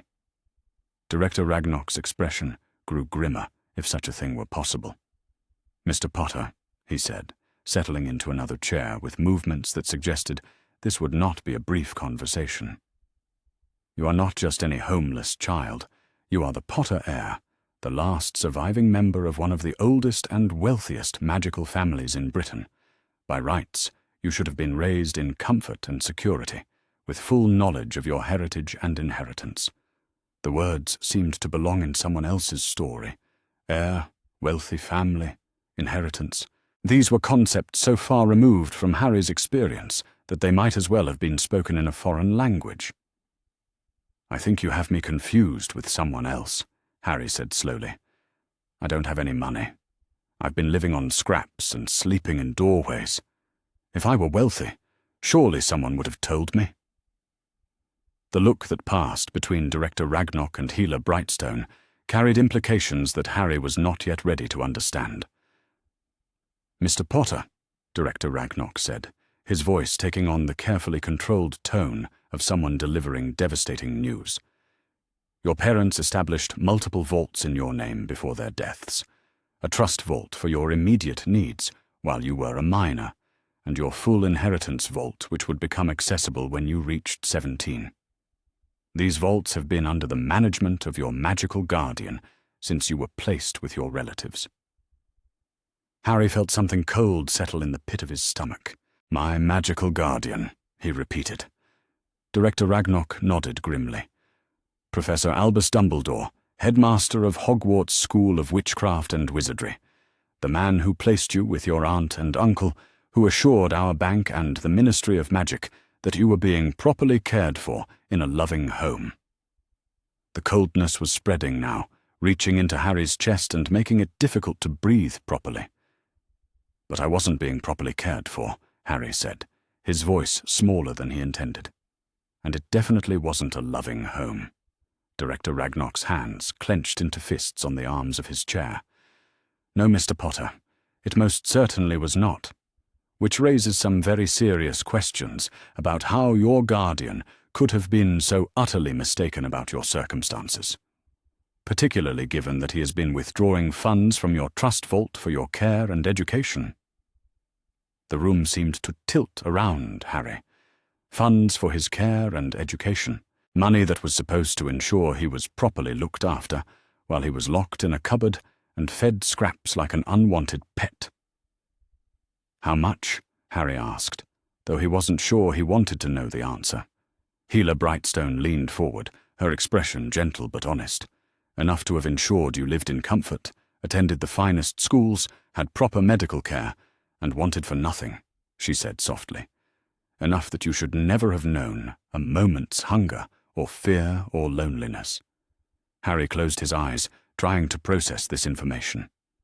Someone had been paid to take care of him, had taken money meant for his well-being, and had used it while keeping him in conditions that no animal should have been forced to endure. The betrayal was so complete, so utterly beyond his comprehension, that for a moment he simply couldn't think at all.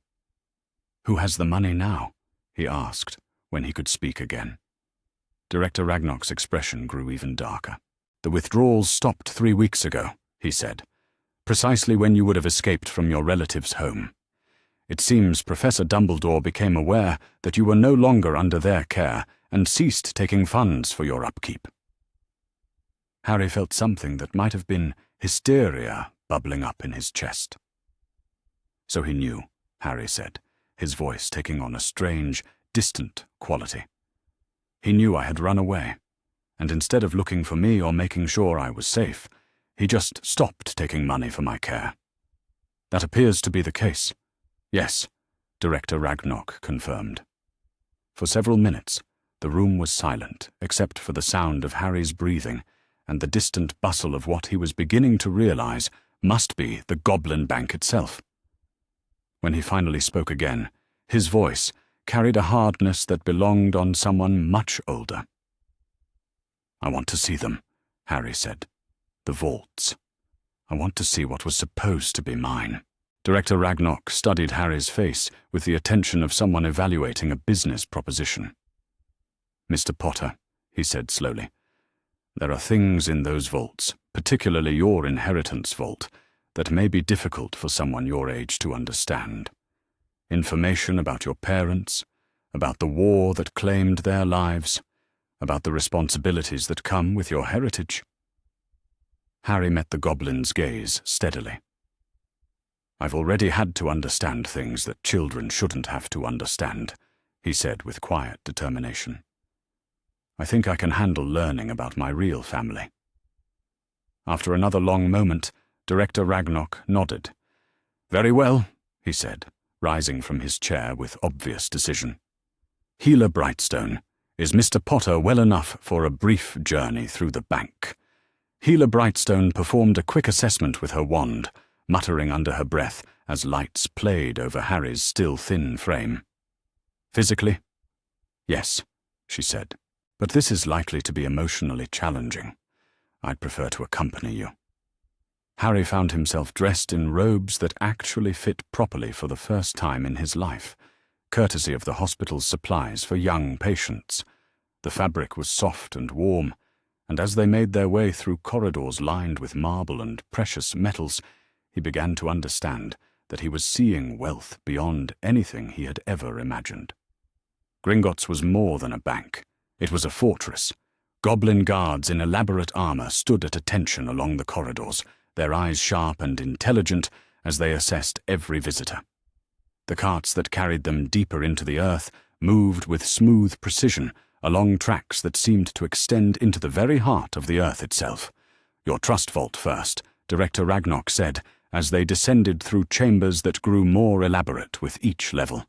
"This contains the funds that were meant to support you through your minority." The vault that opened before them contained more gold than Harry had ever seen in his life. Stacks of coins gleamed in the wand light, organized with the methodical precision that spoke of careful accounting and regular deposits.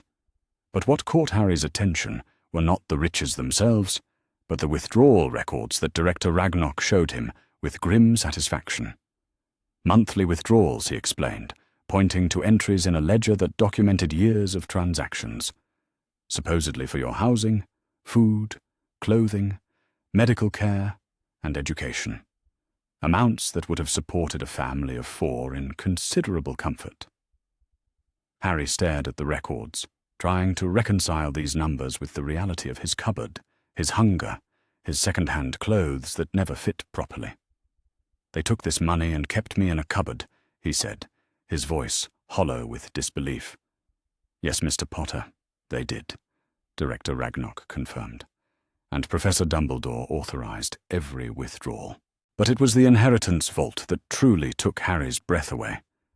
Unlike the trust vault with its neat stacks of gold, this chamber was filled with artifacts and treasures that spoke of centuries of accumulated wealth and knowledge. Books bound in leather and precious metals, weapons that gleamed with their own inner light, jewelry that seemed to capture and reflect the wand light in impossible patterns. But it was the far wall that drew Harry's attention like a magnet. 2 large portraits hung there, their subjects so familiar that Harry's breath caught in his throat. His parents, James and Lily Potter, painted with magical precision that made them seem almost alive within their frames.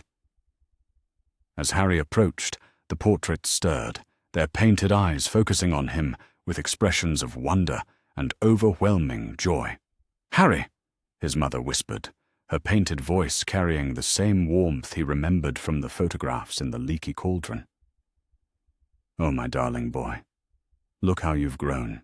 James Potter stepped forward within his frame, his face shining with pride and something that might have been grief. "Son," he said, his voice thick with emotion, "we had hoped when we made these portraits that you would never need to meet us this way. We had planned to be there to watch you grow up, to guide you, to love you every day of your life." Harry reached out toward the portrait, his fingers stopping just short of the painted surface.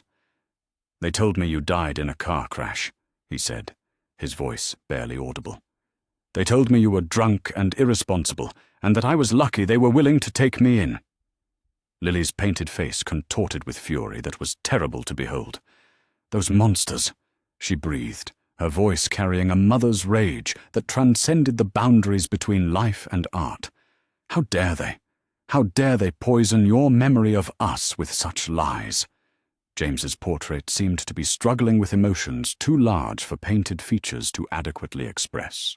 "Harry," he said, leaning forward as if he could somehow bridge the gap between the world of the living and the captured essence of the dead. "We died protecting you from the darkest wizard our world has ever known. We died because we loved you more than our own lives, because we would rather face death than let any harm come to you." The story they told him then was unlike anything Harry had ever imagined. A war between light and darkness, a prophecy that marked him as significant before he could even walk. Parents who went into hiding to protect their infant son from a monster who sought to destroy him. Voldemort, Lily said, speaking the name with the fearlessness of someone who had already paid the ultimate price. That was his name, though most are still too frightened to say it. He killed us because we would not stand aside and let him kill you. But you survived, James added, his painted eyes bright with wonder. Somehow, impossibly, the love that your mother poured into protecting you turned his own curse back upon him. You destroyed the most powerful dark wizard in history when you were barely more than a year old.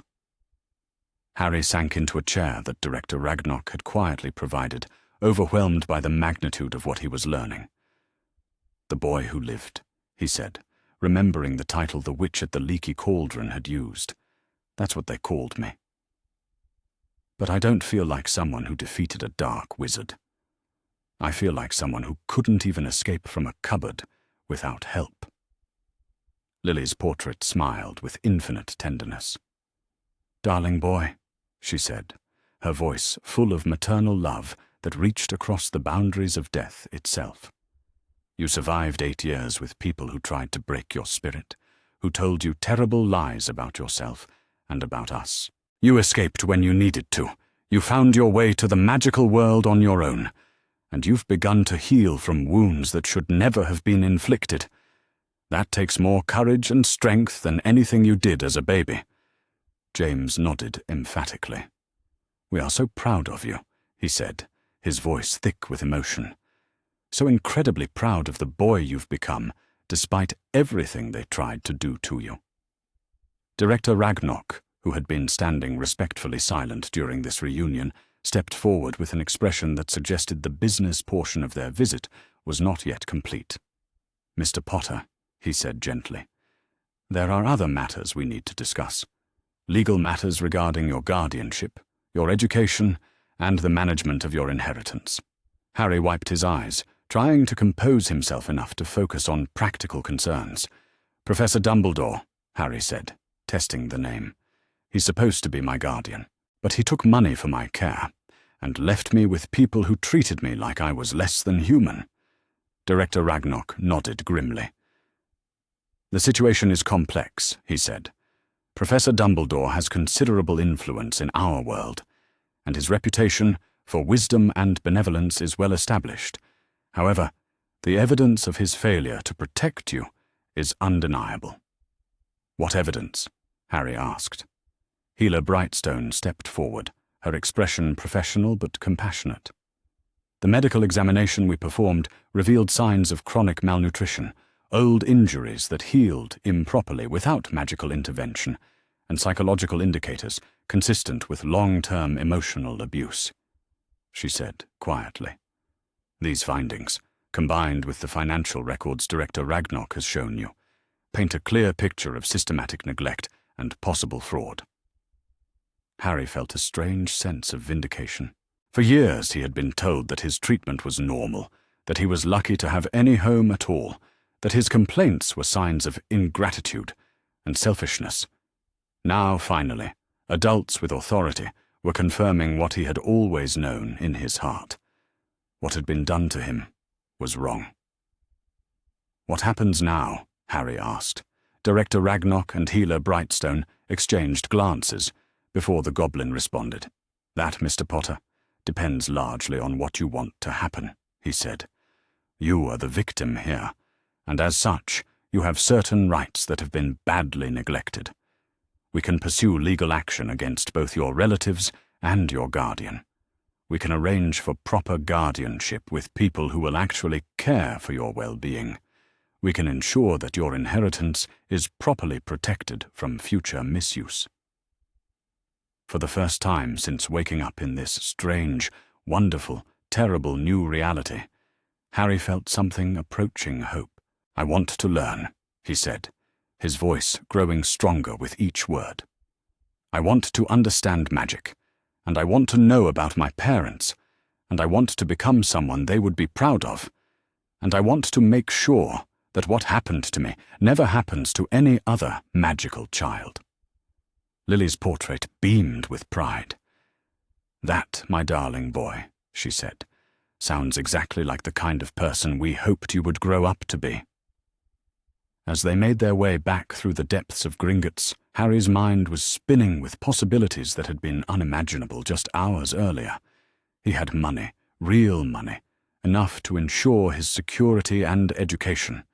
He had allies in Director Ragnok and the Goblin Nation, who seemed genuinely committed to protecting him from further exploitation.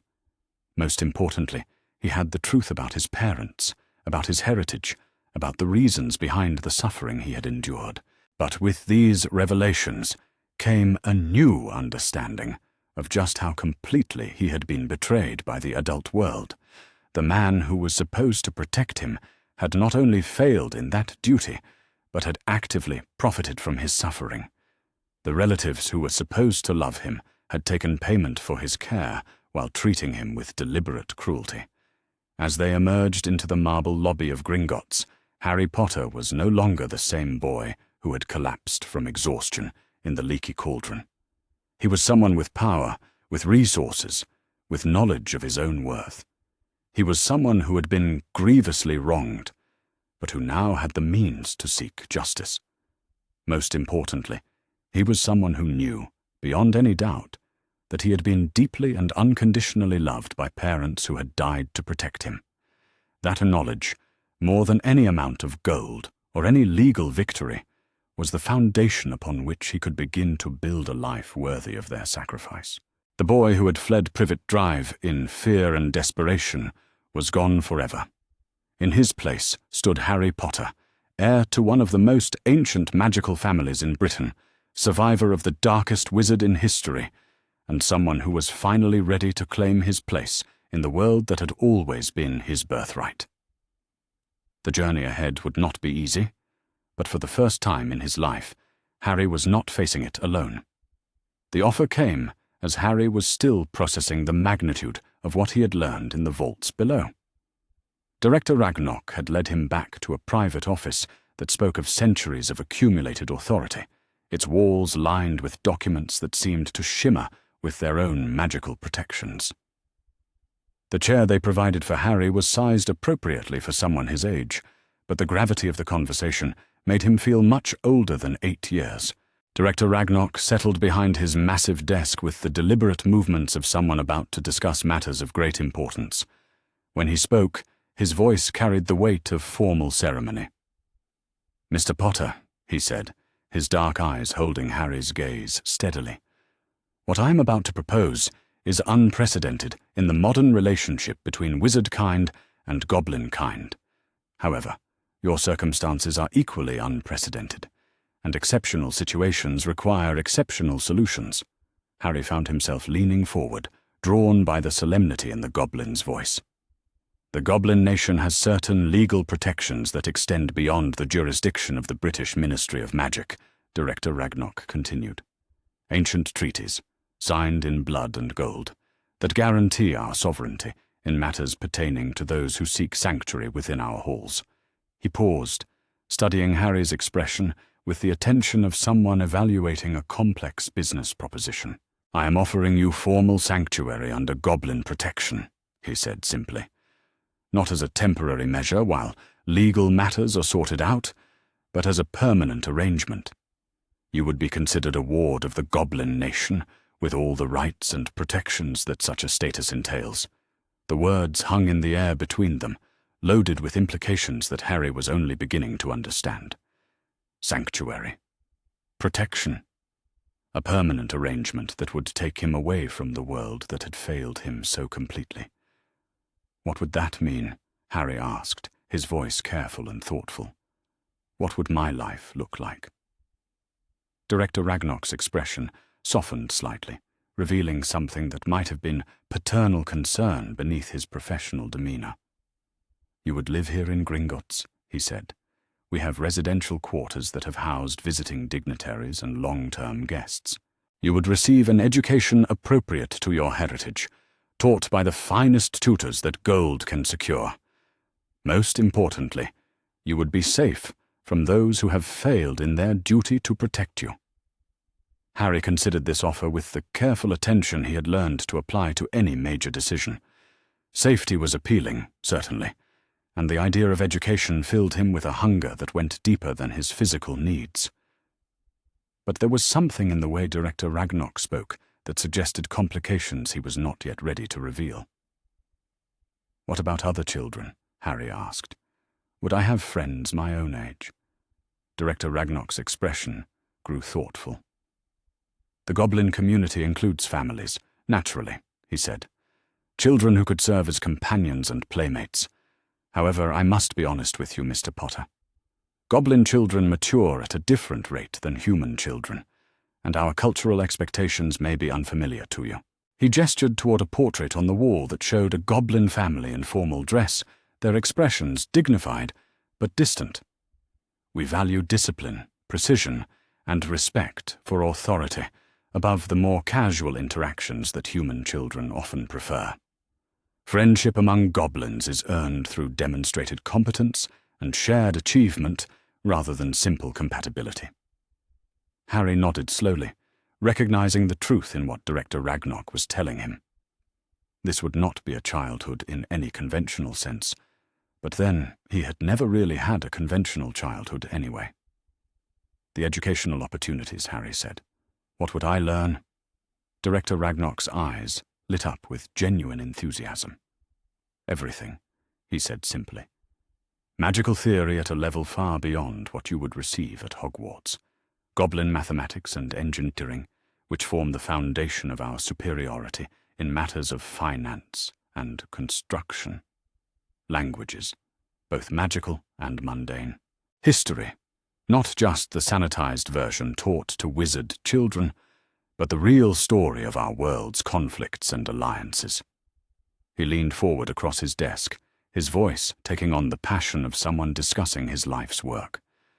But most importantly, Mr. Potter, you would learn to think independently, to question authority, to evaluate evidence, to make decisions based on logic and principle rather than sentiment and tradition. You would become someone who could not be manipulated or deceived, someone who could protect himself and others from the kind of failures that have marked your early life. The offer was tempting beyond anything Harry had ever imagined. Safety, education, the company of beings who valued competence over sentiment. But something about the conversation was triggering memories of other adults who had made promises about his future, other situations where his preferences had been discussed but not truly considered. What if I don't like it? Harry asked quietly. What if goblin culture doesn't suit me, or if I want something different for my life? Director Ragnarok studied him for a long moment, and Harry had the sense that this question had revealed something the goblin had been hoping to see. Then you would be free to leave, he said firmly. The sanctuary I offer comes with no chains, Mr. Potter. You would remain here because you chose to, not because you were trapped or obligated. If you decided that your path lay elsewhere, the Goblin Nation would ensure your safe passage to whatever life you preferred. The honesty in his voice was reassuring, but Harry found himself thinking of other considerations. What about my parents? He said. The portraits in the vault. Would I be able to visit them? Of course, Director Ragnarok said immediately. Your inheritance remains yours regardless of your living arrangements. Indeed, one advantage of residing in Gringotts is that you would have regular access to your family's legacy, without the complications of external guardianship. As they spoke, the office door opened to admit a young goblin who appeared to be perhaps 10 years old in human terms, though Harry was beginning to understand that appearances could be misleading when dealing with non-human magical beings. The newcomer was dressed in miniature versions of the formal robes worn by adult goblins, but his expression held a curiosity that seemed genuinely youthful. "Mr. Potter," Director Ragnarok said, rising from his chair with obvious pleasure. "May I present my nephew, Ironpick? He has been eager to meet the young wizard who has caused such a stir in our normally orderly halls." Ironpick stepped forward with the formal precision that seemed characteristic of goblin interactions, but when he spoke, his voice carried warmth that transcended cultural differences. "Mr. Potter," he said, inclining his head in a gesture that managed to be respectful without being obsequious. "I have heard of your escape from those who mistreated you. Among my people, such resourcefulness in the face of adversity is considered a mark of great character." Harry found himself smiling for the first time since entering the bank. "Please," he said, "just Harry. I'm not used to being called Mr. Potter." Ironpick's expression brightened noticeably. "Then you must call me Iron," he said. "Ironpick is my formal name, used for ceremonies and introductions, but my friends call me Iron." The casual offer of friendship was so unexpected, so refreshingly normal after hours of adult conversations about legal protections and educational opportunities, that Harry felt some of the tension leave his shoulders. "Iron," Harry repeated, testing the name. "I like that." "It suits you." Over the next several hours, as Director Ragnarok attended to other business, Iron became Harry's guide to the residential portions of Gringotts.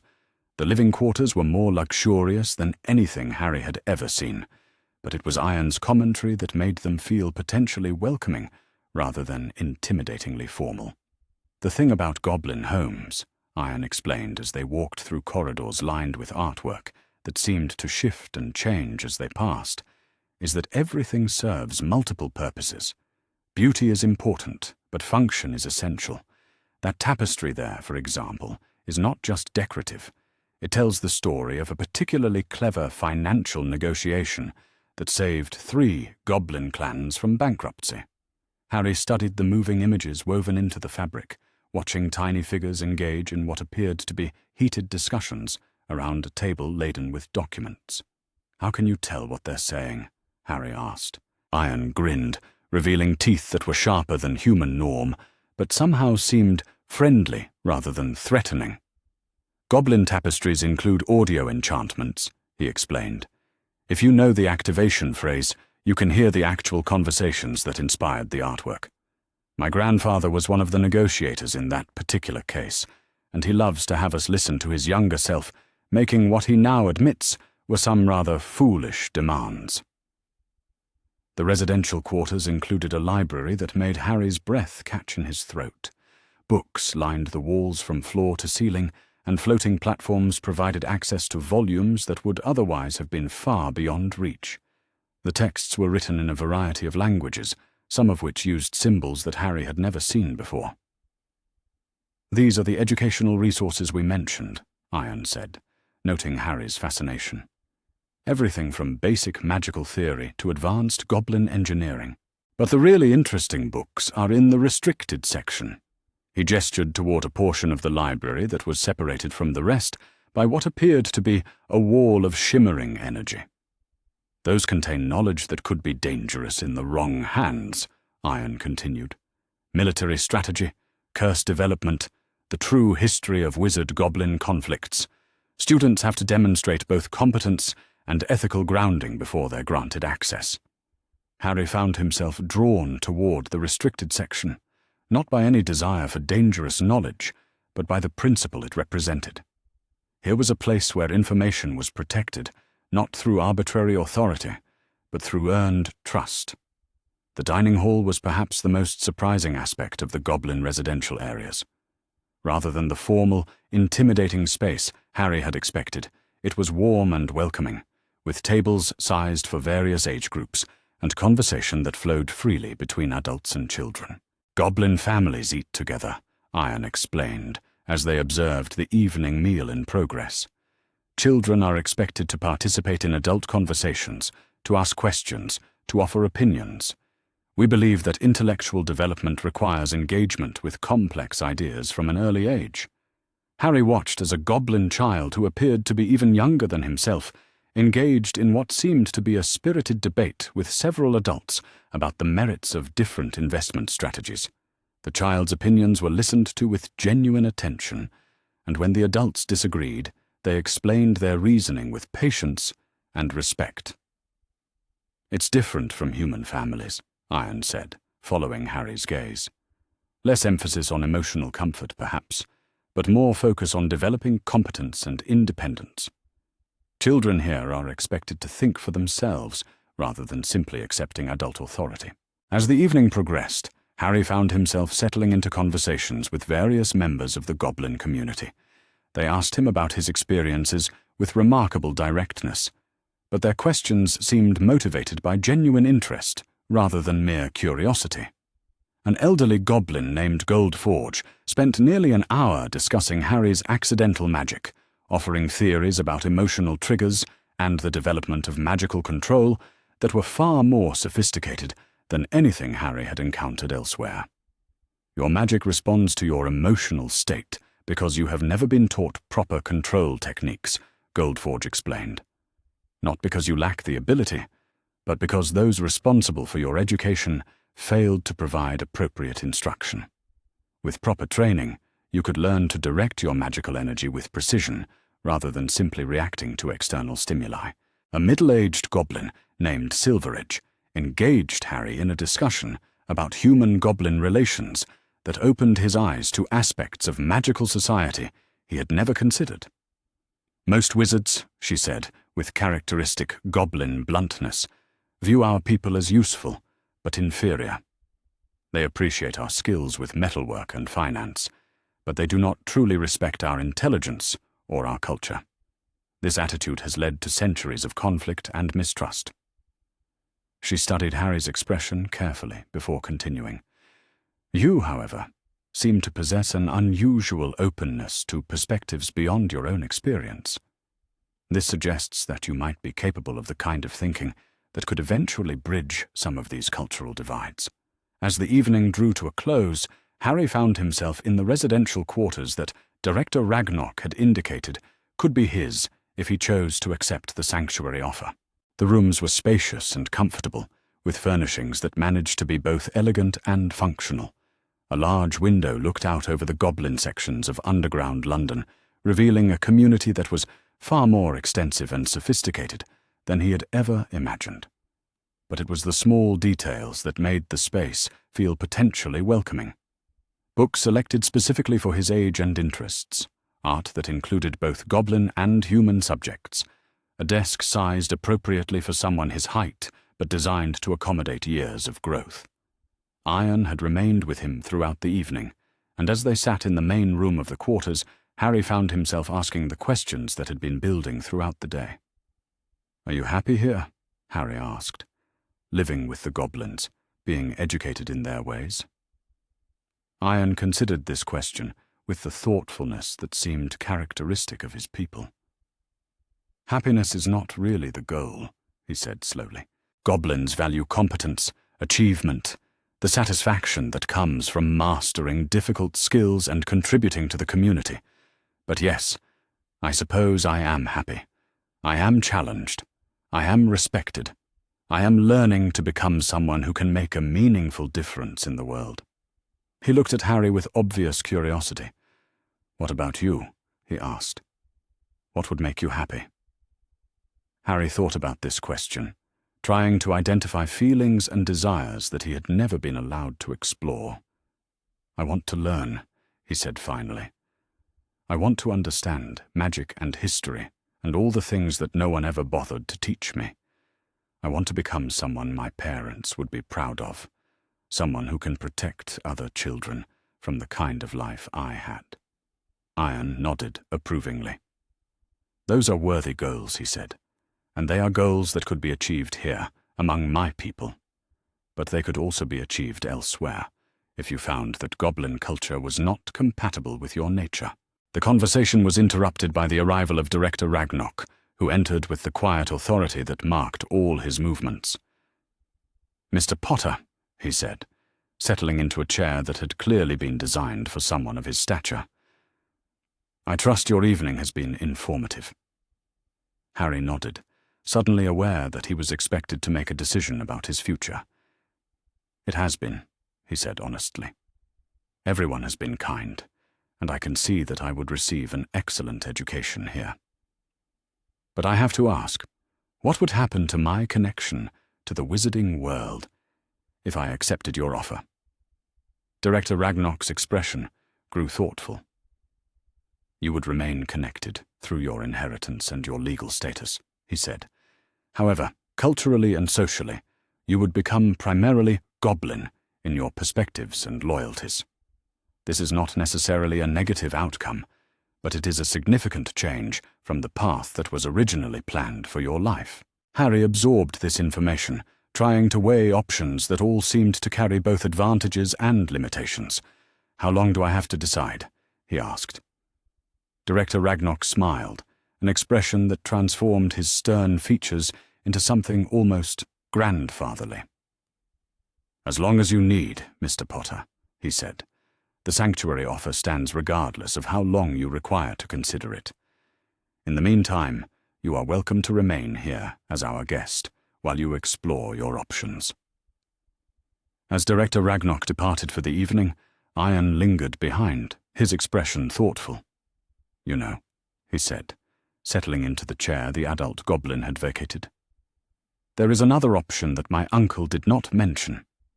Something that has never been tried before, but which might suit your particular circumstances." Harry looked at him with curiosity. "What kind of option?" Harry asked. Iron's eyes lit up with the enthusiasm of someone proposing a particularly clever solution to a complex problem. "A cultural exchange," he said. "You could spend part of your time here, learning goblin ways and perspectives, and part of your time in the wider wizarding world, maintaining those connections as well. It would require more effort, more adaptation on your part, but it would allow you to develop competencies in both cultures." The idea was intriguing, offering a way to gain the benefits of goblin education without completely severing his connections to his magical heritage. "Would the goblin community accept such an arrangement?" Harry asked. Iron grinned with obvious confidence. "My people respect innovation and practical solutions," he said.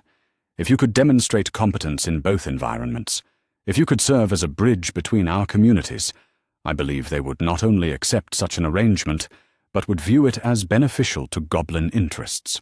As Harry prepared for sleep in quarters more luxurious than anything he had ever experienced, he found his mind spinning with possibilities that had been unimaginable just days earlier. Safety, education, the company of beings who valued intelligence and independence above sentiment and tradition. But more than that, he was beginning to understand that he had options, real choices about his future, made with full knowledge of the alternatives available to him. Adults who were committed to his welfare were asking what he wanted, rather than simply deciding what would be convenient for them. The boy who had fled Privet Drive had been powerless, dependent on the arbitrary kindness of strangers and the unpredictable protection of accidental magic. But the boy who fell asleep in Gringotts that night was someone with allies, with resources, with the beginnings of a support system that could help him become whoever he chose to be. Tomorrow would bring new decisions, new possibilities, new steps along a path that was finally his own to choose. But tonight, for the first time in his 8 years of life, Harry Potter fell asleep, knowing that he was not only safe, but genuinely wanted by people who valued him for exactly who he was.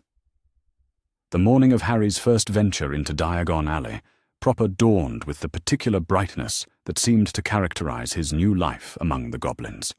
He had been residing in Gringotts for nearly a week, and each day had brought revelations that challenged everything he thought he knew about himself and his place in the magical world.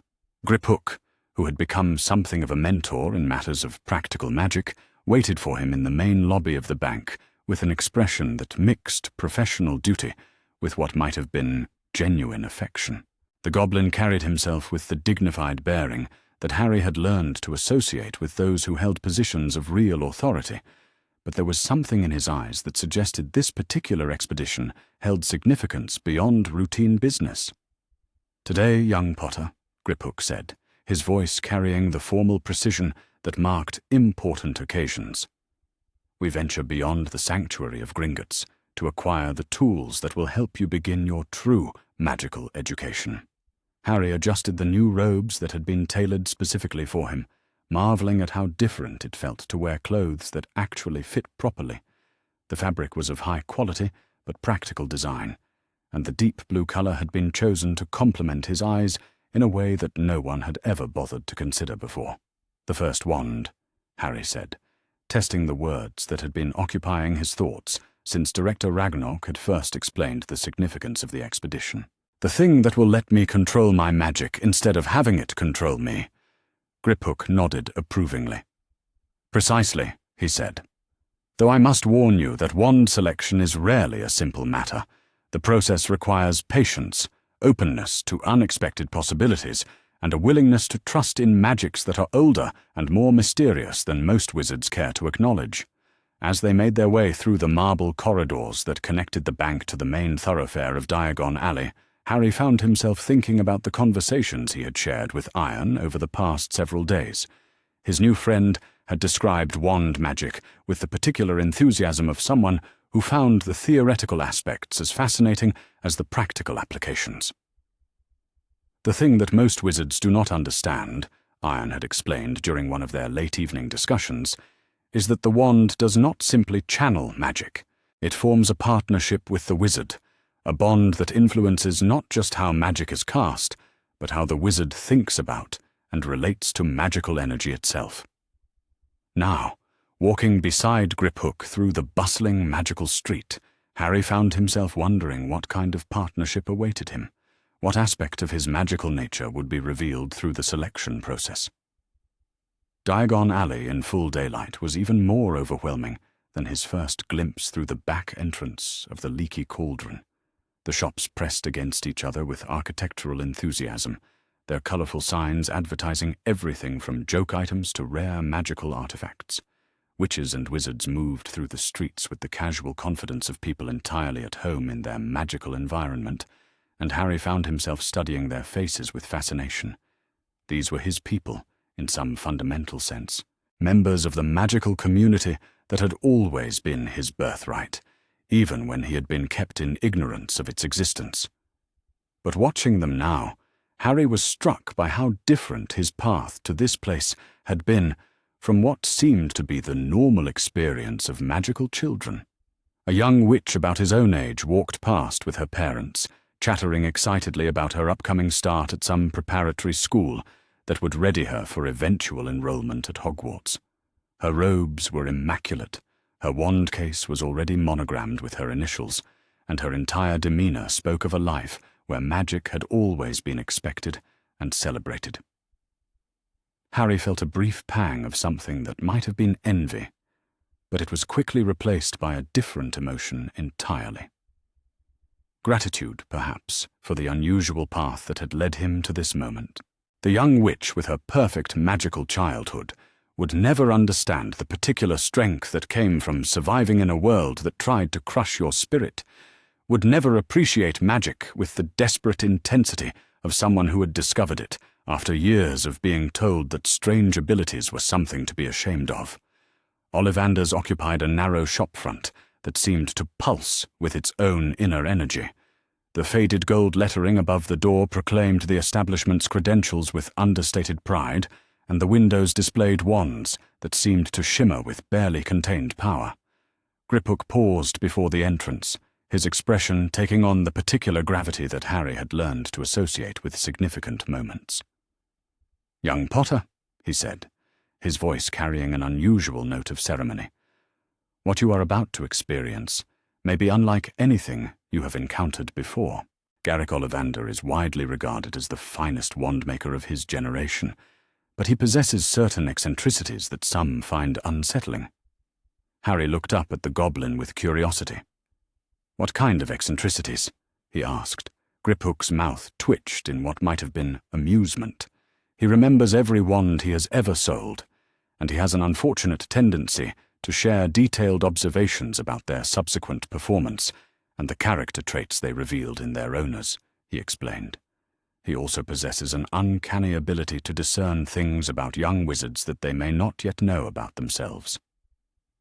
The interior of the shop was dimmer than the bright street outside, but the walls seemed to glow with their own inner light.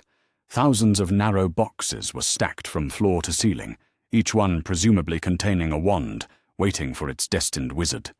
The air thrummed with magical energy, so dense that Harry could feel it against his skin like a physical presence. "Good afternoon," said a soft voice from the depths of the shop. "I wondered when you would visit me, Mr. Potter." The man who emerged from between the towering shelves was perhaps 60 years old, with wild silver hair and pale eyes that seemed to see far more than should have been possible. When he moved, it was with the particular grace of someone who had spent decades working with magical instruments of incredible delicacy. "Mr. Ollivander," Griphook said, inclining his head with the formal respect due to a master craftsman. "Young Potter is ready to be matched with his first wand." Ollivander's unusual eyes fixed on Harry with an intensity that was both fascinating and slightly unnerving. "Yes," he said, circling Harry with movements that seemed almost predatory. "Yes, I can sense it immediately. Magic that has been developing without proper guidance. Power that has learned to protect its wielder through desperate necessity rather than trained discipline." He paused directly in front of Harry, his pale eyes searching the boy's face as if reading a particularly complex text. "Your magical signature is most unusual, young Potter," he continued. "Strong, certainly, but with undertones that speak of trauma and survival, of abilities that have been forced to mature in isolation. Tell me, have you experienced instances of accidental magic that were unusually powerful or precise?" Harry nodded, thinking of the rubbish bin that had exploded with such perfect timing during his encounter with the older boys. "Several times," Harry said honestly, "usually when I was frightened or angry. But lately, it seems like my magic responds to what I need rather than just to what I'm feeling." Ollivander's eyebrows rose with obvious interest. "Fascinating," he murmured. "Adaptive magic, developing its own protective protocols in response to environmental pressures. This suggests an unusual degree of magical intelligence, an ability to learn and modify responses based on experience." He turned toward the shelves with sudden decision. "We shall start with the traditional approaches," he announced, pulling down several boxes with movements that spoke of decades of practice. "But I suspect your case may require more creative solutions." The first wand he offered was made of maple wood with what he explained was a unicorn hair core. The moment Harry's fingers closed around the handle, every glass object in the shop began to vibrate with harmonic resonance, creating a sound like distant singing. "Interesting reaction," Ollivander observed, retrieving the wand before any actual damage could occur. "Strong but undisciplined. The unicorn hair is responding to your innate goodness, but the maple wood is rejecting your survival instincts as incompatible with its nature." The second wand produced an even more dramatic response. "Oak and dragon heartstring," Ollivander explained as he handed it over. "Traditionally favored by wizards who value strength and direct action." This time, the magical energy that erupted from the wand was so intense that several of the higher shelves began to smoke. Harry dropped the wand immediately, alarmed by the sensation of power that felt dangerous rather than controlled. "Too much raw force," Ollivander said, retrieving the smoking wand with movements that suggested he had dealt with such reactions before. "Dragon heartstring amplifies natural magical strength, and yours appears to be considerable even without enhancement." Over the next hour, Harry tried nearly 24 wands, each one producing reactions that ranged from mildly interesting to actively hazardous. Ollivander observed each response with the fascination of a researcher, gathering data about a particularly intriguing phenomenon. "Your magic is remarkably adaptive," the wand-maker mused as he replaced a wand that had produced a shower of silver sparks.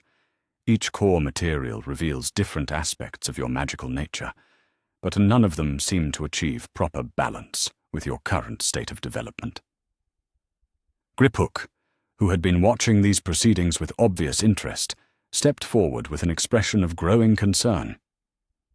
"Is it possible that young Potter is simply too young for wand magic?" he asked. "Perhaps his magical development requires more time before it can be properly channeled." Ollivander shook his head decisively. "No," he said, his pale eyes bright with intellectual excitement. "The raw power is certainly present, and the control mechanisms are more sophisticated than I would expect from an untrained child. The problem is not immaturity, but rather complexity." He moved toward a section of the shop that Harry had not noticed before, shelves that seemed to be separated from the rest by subtle barriers of shimmering energy. "Your magical signature suggests multiple influences, young Potter," Ollivander explained, as he examined wands that looked older and more elaborate than those they had been testing.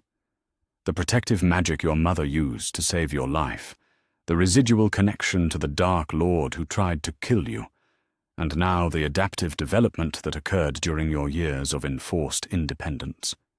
He selected a wand that gleamed with inner light, its handle carved from what appeared to be a single piece of pale wood.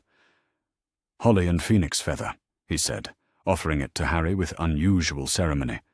11 inches, supple. The wood represents protection and renewal, while the phoenix feather speaks to resurrection and loyalty. Most significantly, this wand shares a core with the wand that gave you your scar. The moment Harry's fingers touched the handle, the world seemed to shift around him. The magical energy that flowed through the wand felt like coming home, like finding something he had been missing his entire life without knowing it existed. Golden light filled the shop, warm and welcoming, and Harry felt his magic settle into patterns that were both natural and precisely controlled. "Magnificent," Ollivander breathed, his eyes shining with professional satisfaction. "Absolutely magnificent. The compatibility is extraordinary, but more than that, the wand is already adapting to your unique magical signature." Harry raised the wand experimentally, and tiny golden stars flowed from its tip, dancing through the air with elegant precision before dissolving into sparkles of light. "How does it feel?" Griphook asked, his voice carrying genuine curiosity. "Like it belongs to me," Harry said, marveling at the sensation of having magic that responded to his intentions rather than his emotions. "Like I can finally do what I mean to do instead of just reacting to what frightens me."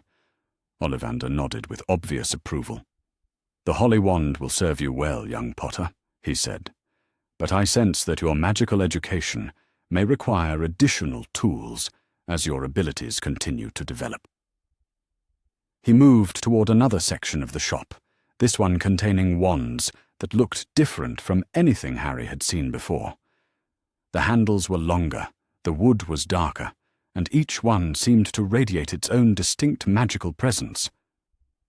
"These are experimental designs," Ollivander explained, selecting a wand that seemed to be made from wood so dark it was almost black, for wizards whose magical signatures are too complex for traditional single-core wands. The second wand was rowan wood with dragon heartstring, 13 inches with unusual flexibility. When Harry held it alongside his holly wand, the two seemed to resonate with each other, creating harmonics that made the air itself seem to sing. "Remarkable," Ollivander said, his voice filled with wonder. "Two wands, each addressing different aspects of your magical nature. The holly for protective and healing magic, the rowan for more aggressive defensive applications." Harry looked between the two wands, trying to understand what was happening. "Is it normal for wizards to have two wands?" he asked. Ollivander's expression grew thoughtful. "Not normal," he said slowly. But then, very little about your circumstances could be considered normal. Your magical development has been so unusual that traditional approaches may prove inadequate. He moved to his desk and began making notes with a quill that seemed to write on its own initiative. The dual wand configuration suggests a wizard who will need to master both healing and combat magic, he continued. Someone who must be prepared to protect others as well as himself, who will face challenges that require both gentle precision and devastating force. Griphook stepped forward, his expression serious. "What are you suggesting, Mr. Ollivander?" he asked. The wandmaker looked up from his notes with an expression that mixed professional excitement with something that might have been concern. "I am suggesting that young Potter's magical signature indicates he will play a significant role in future conflicts," he said quietly. "The dual wand response is unprecedented in my experience, but the magical resonance is undeniable. He is being prepared for challenges that will require every tool at his disposal." Harry felt a chill that had nothing to do with the temperature in the shop. "What kind of challenges?" he asked, though part of him was not sure he wanted to know the answer. Ollivander's pale eyes grew distant, as if he were seeing possibilities that extended far beyond the confines of his shop. "That, young Potter, remains to be seen," he said softly. "But the magic itself is preparing you, developing abilities and connections that suggest your story is far from over." As they completed the transaction and prepared to leave the shop, Ollivander offered one final observation that would stay with Harry for years to come. "Remember, young Potter," he said, his voice carrying the weight of accumulated wisdom. "The wand chooses the wizard, but the wizard shapes the wand through use and intent. These wands have chosen you for reasons that may not become clear for many years, but they will grow with you, adapt to your needs, become extensions of your very essence." He paused, his unusual eyes holding Harry's gaze steadily. "Use them wisely," he concluded. "Use them to protect those who cannot protect themselves. And remember that the greatest magic is not in the wands themselves, but in the heart and mind of the wizard who wields them." As they walked back through Diagon Alley toward Gringotts, Harry found himself acutely aware of the two wands secured in their cases. The holly wand felt warm and reassuring, while the rowan seemed to pulse with barely contained energy. Together, they represented possibilities that were both exhilarating and terrifying. Griphook walked beside him in thoughtful silence until they reached the entrance to the bank. "Young Potter," the goblin said, his voice carrying unusual gravity. "What Mr. Ollivander told you about future challenges, about the significance of your dual wand configuration, these are matters that require careful consideration." Harry looked up at his goblin mentor, sensing that another important conversation was about to begin. "What do you think it means?" Harry asked. Griphook's expression grew contemplative. "I think it means that your life will not be simple or peaceful," he said honestly. "I think it means that you will be called upon to face dangers and responsibilities that most wizards never encounter. But I also think it means that you will have the tools and abilities necessary to meet those challenges." They entered the bank lobby, and Harry felt the familiar sense of safety that had come to associate with Gringotts. But now that safety was tempered by the understanding that his sanctuary was temporary, that eventually he would need to venture into a wider world that held both wonders and perils beyond his current comprehension. That evening, as he practiced simple spells under Iron's encouraging supervision, Harry found himself thinking about the path that had led him to this moment. The boy who had fled Privet Drive in terror and desperation seemed like someone from another lifetime. But the journey from that frightened child to this young wizard with two wands and a growing understanding of his own power felt both impossibly long and surprisingly short. The wands responded to his intentions with precision that still amazed him. Simple lighting charms, basic levitation, protective shields that shimmered with golden energy. Each spell felt natural and controlled, magic that served his will rather than overwhelming it. But with that control came responsibility, and with responsibility came the understanding that his magical education was about more than personal development. Ollivander's words about protecting those who could not protect themselves echoed in his mind, and Harry found himself thinking about other children who might be trapped in situations like the one he had escaped. As he fell asleep that night, the two wands resting in their cases beside his bed, Harry Potter began to understand that his story was indeed far from over. The boy who had discovered magic through desperation and survival was becoming someone else entirely. Someone who might one day have the power to ensure that no other magical child suffered as he had suffered. The wands had chosen him, but now it was his responsibility to become worthy of that choice, and for the first time in his life, Harry believed that he might actually be capable of meeting such a monumental challenge.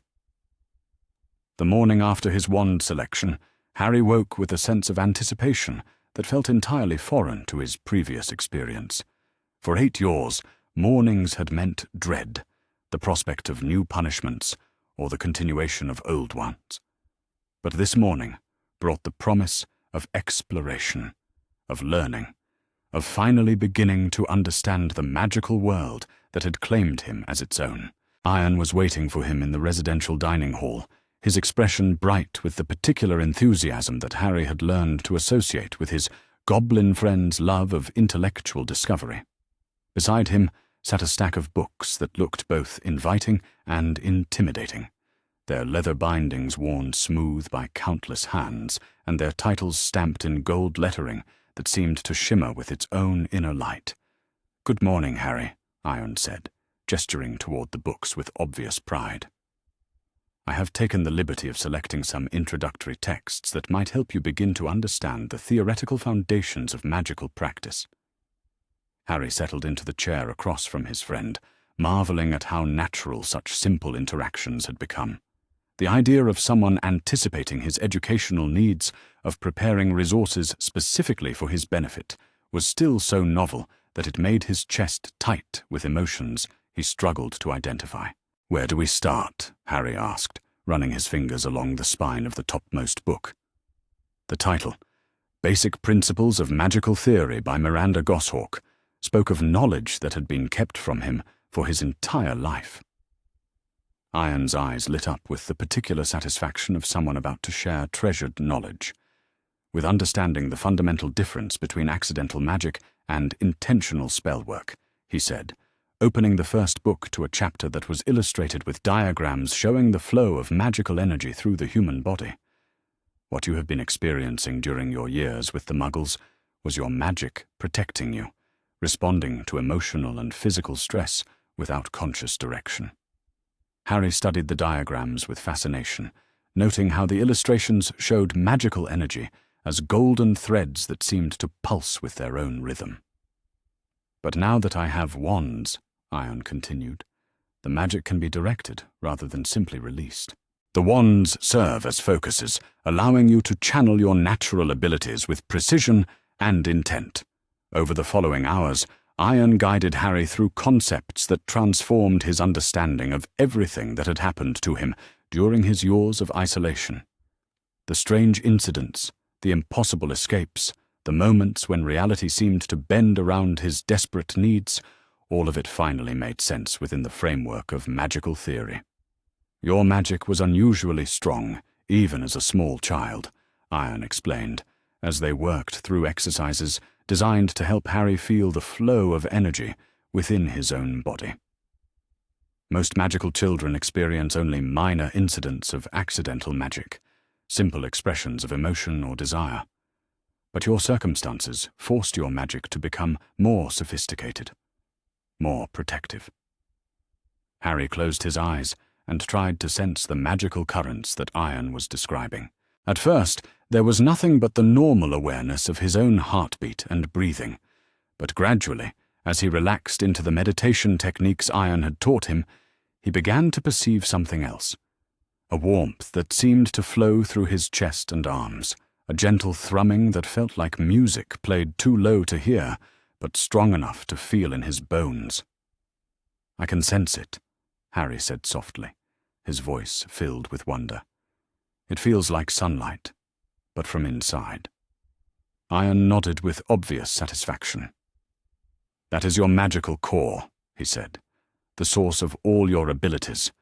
With proper training, you will learn to direct that energy through your wands, to shape it according to your will, to use it to achieve specific goals rather than simply reacting to circumstances." As the morning progressed, Harry found himself immersed in texts that revealed the complexity and elegance of magical theory. Books on the history of spellcraft, volumes dedicated to the proper care and feeding of magical creatures, treatises on the ethical use of power that had been written by wizards who had grappled with questions Harry was only beginning to understand. But it was a slim volume titled Magical Ethics for Young Practitioners that captured his attention most completely. The author, someone named Batilda Bagshot, had written with the kind of clarity that made complex moral questions accessible to readers of any age. Magic, the text explained, was not inherently good or evil, but rather a tool that reflected the intentions and character of its user. The same spell that could heal a wound could also cause one. The same magical energy that could protect the innocent could also oppress them, depending entirely on the choices made by the wizard wielding it. This concept resonated with Harry in ways that surprised him. The magic that had protected him during his years with the Dursleys had sometimes manifested in ways that could have been dangerous to others. The exploding rubbish bin that had allowed him to escape from the older boys could just as easily have seriously injured someone. The question was not whether he had the power to cause harm, but whether he chose to use that power responsibly. "Iron," Harry said, looking up from the ethics text with a troubled expression. "What happens if a wizard makes bad choices? If they use their magic to hurt people instead of helping them?" Iron's expression grew serious, and Harry sensed that they were entering territory that his goblin friend considered particularly important. "Then they become dark wizards," Iron said simply. "Beings who have chosen to prioritize their own desires over the welfare of others, who use their abilities to take rather than to give, to destroy rather than to create." He gestured toward a section of the library that Harry had noticed was kept separate from the other books, protected by what appeared to be both physical and magical barriers. "The restricted section contains accounts of such wizards," he continued. "Records of the damage they caused, analyses of the choices that led them down dark paths, warnings about the seductive nature of power used without restraint." Harry thought about this for a long moment, remembering the casual cruelty of his relatives, the way they had used their authority over him to cause suffering that served no purpose beyond their own satisfaction. "The Dark Lord that everyone mentioned," Harry said slowly. "Voldemort. He was someone who made those kinds of choices." Iron nodded gravely. "The darkest wizard in recent history," he confirmed. "Someone who began with abilities similar to your own, but who chose to use them for conquest and destruction rather than protection and creation. Someone who became so consumed with his own power that he lost any connection to the humanity he had once possessed." The weight of this knowledge settled over Harry like a heavy cloak. The power that flowed through his magical core, the abilities that had protected him during his darkest hours, carried with them the potential for great good or great evil. The choice was his to make, and the consequences of that choice would extend far beyond his own life. As the afternoon wore on, Iron introduced Harry to practical exercises designed to help him begin channeling his magic through his new wands. Simple spells, basic applications of magical theory that would form the foundation for more advanced work. The Holy Wand responded to his intentions with warmth and precision, producing lights that danced through the air like captured starlight when he attempted the basic illumination charm. The Rowan wand felt different in his hand, more aggressive, more focused, creating shields that shimmered with protective energy when he practiced the basic defensive spells Iron had shown him. "You are learning remarkably quickly," Iron observed, as Harry successfully levitated a small book across the room using nothing but focused intention and the proper wand movements. Most young wizards require weeks to achieve this level of control with their first spells. Harry set the book down gently, marveling at the sensation of magic that responded to his conscious direction rather than his unconscious fears. "It feels natural," he said, testing the holly wand's response to a charm that created tiny flowers from thin air, like something I have always known how to do, but never had the tools to accomplish. That evening, as Harry sat in the Goblin Library surrounded by books that were beginning to feel like old friends, he found himself thinking about the path that had brought him to this moment. The boy who had fled Privet Drive had been driven by desperation and terror, seeking nothing more than escape from immediate danger. But the boy who sat here now was beginning to understand that he had been running toward something as much as away from it. The magical world offered possibilities that extended far beyond personal safety or comfort. Here was a community where knowledge was valued, where unusual abilities were celebrated rather than punished, where an 8-year-old boy could be taken seriously as a thinking being capable of making important decisions about his own future. But with those possibilities came responsibilities that were both exhilarating and terrifying. The power that flowed through his wands could reshape reality in ways both subtle and dramatic. The knowledge contained in these books could unlock secrets that had been guarded for centuries. The choices he made in the coming years would determine not just his own fate, but potentially the fate of others who might depend on his protection. Iron appeared beside his chair with the quiet stealth that seemed characteristic of goblin movement, carrying a tea service that included Harry's favorite blend and the particular type of small cakes that had become their evening ritual. "You seem thoughtful tonight," Iron observed, settling into his customary chair with movements that spoke of genuine friendship rather than mere courtesy. "What occupies your mind?" Harry accepted the offered tea gratefully, using the few moments required to prepare it to organize his thoughts. "I am thinking about responsibility," Harry said finally, "about the fact that having power means having the ability to help or harm others, and that the choice between those options will define who I become." Iron nodded with obvious approval. "That is the kind of thinking that separates good wizards from dark ones," he said. "The recognition that power carries obligations, that abilities are gifts to be used in service of something larger than personal desire." He sipped his own tea thoughtfully before continuing. "Among my people, we have a saying," he said. "Gold has value only when it is used wisely. Magic is the same. It is not the possession of power that makes a wizard great, but the wisdom with which that power is employed." Harry considered this, thinking about the wizards he had encountered since arriving in the magical world. Tom at the Leaky Cauldron, who used his magical abilities to create a sanctuary for travelers and refugees. Madame Clearwater, who had dedicated her healing skills to helping those who had been hurt by others.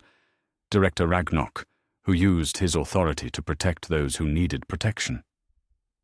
"I want to be like them," Harry said quietly.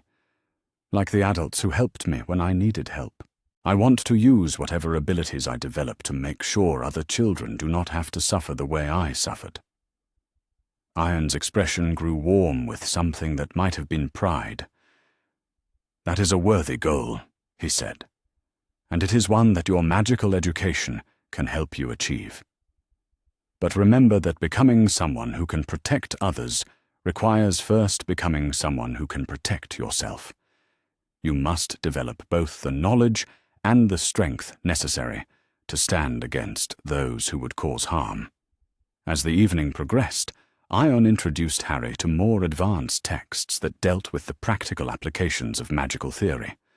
Books on defensive magic, treatises on healing arts, volumes dedicated to the kinds of protections that could shield entire communities from dark wizards and other threats.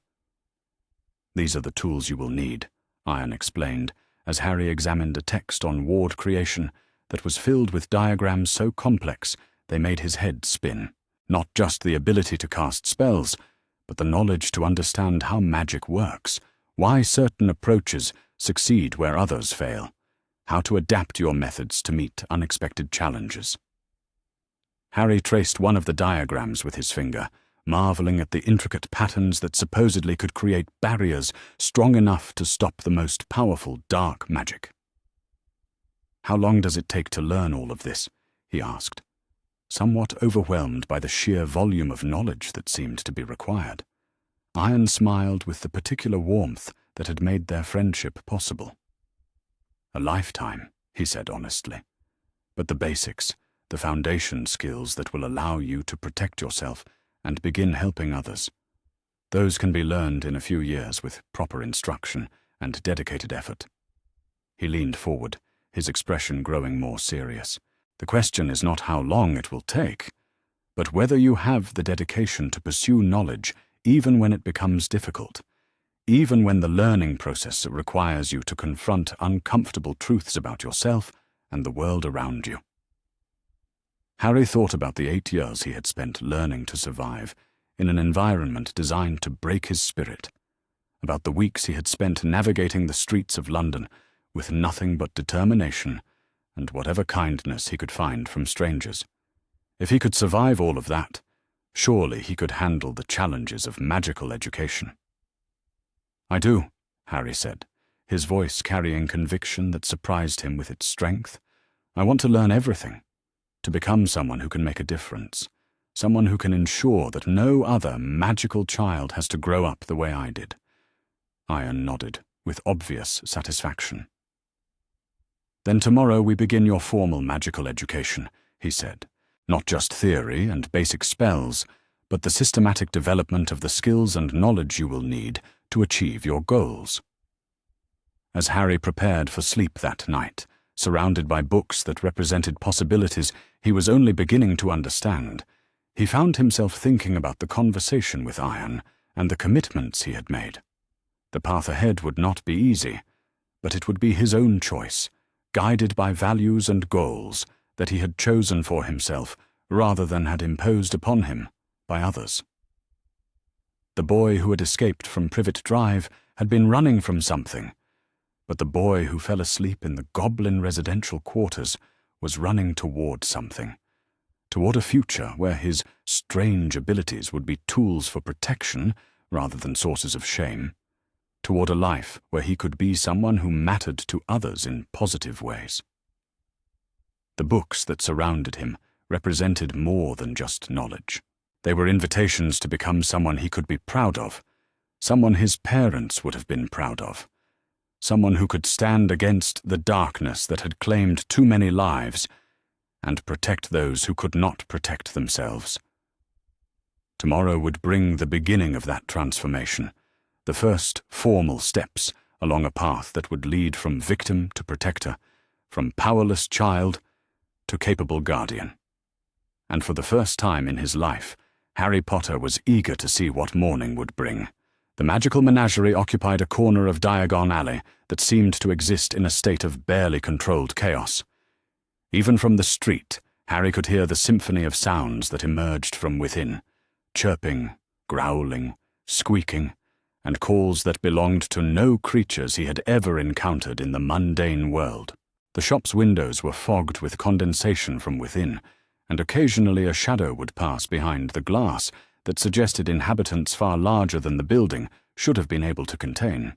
Iron walked beside him, with obvious excitement, his goblin features animated by the particular enthusiasm he reserved for educational expeditions that promised to expand Harry's understanding of the magical world.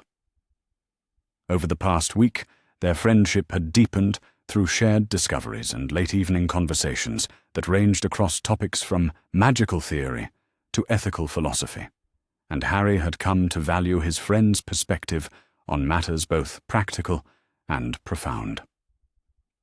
"Today we explore the bonds between wizards and magical creatures," Iron said as they approached the shop's entrance.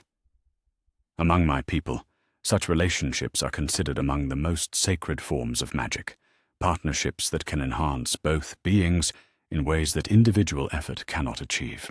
Harry nodded, though he found himself experiencing a flutter of nervousness that had nothing to do with the unknown creatures they were about to encounter. The concept of bonding with a magical being, of forming a connection based on mutual choice and affection, was both appealing and terrifying to someone whose experience with relationships had been so consistently disappointing. "What if none of them like me?"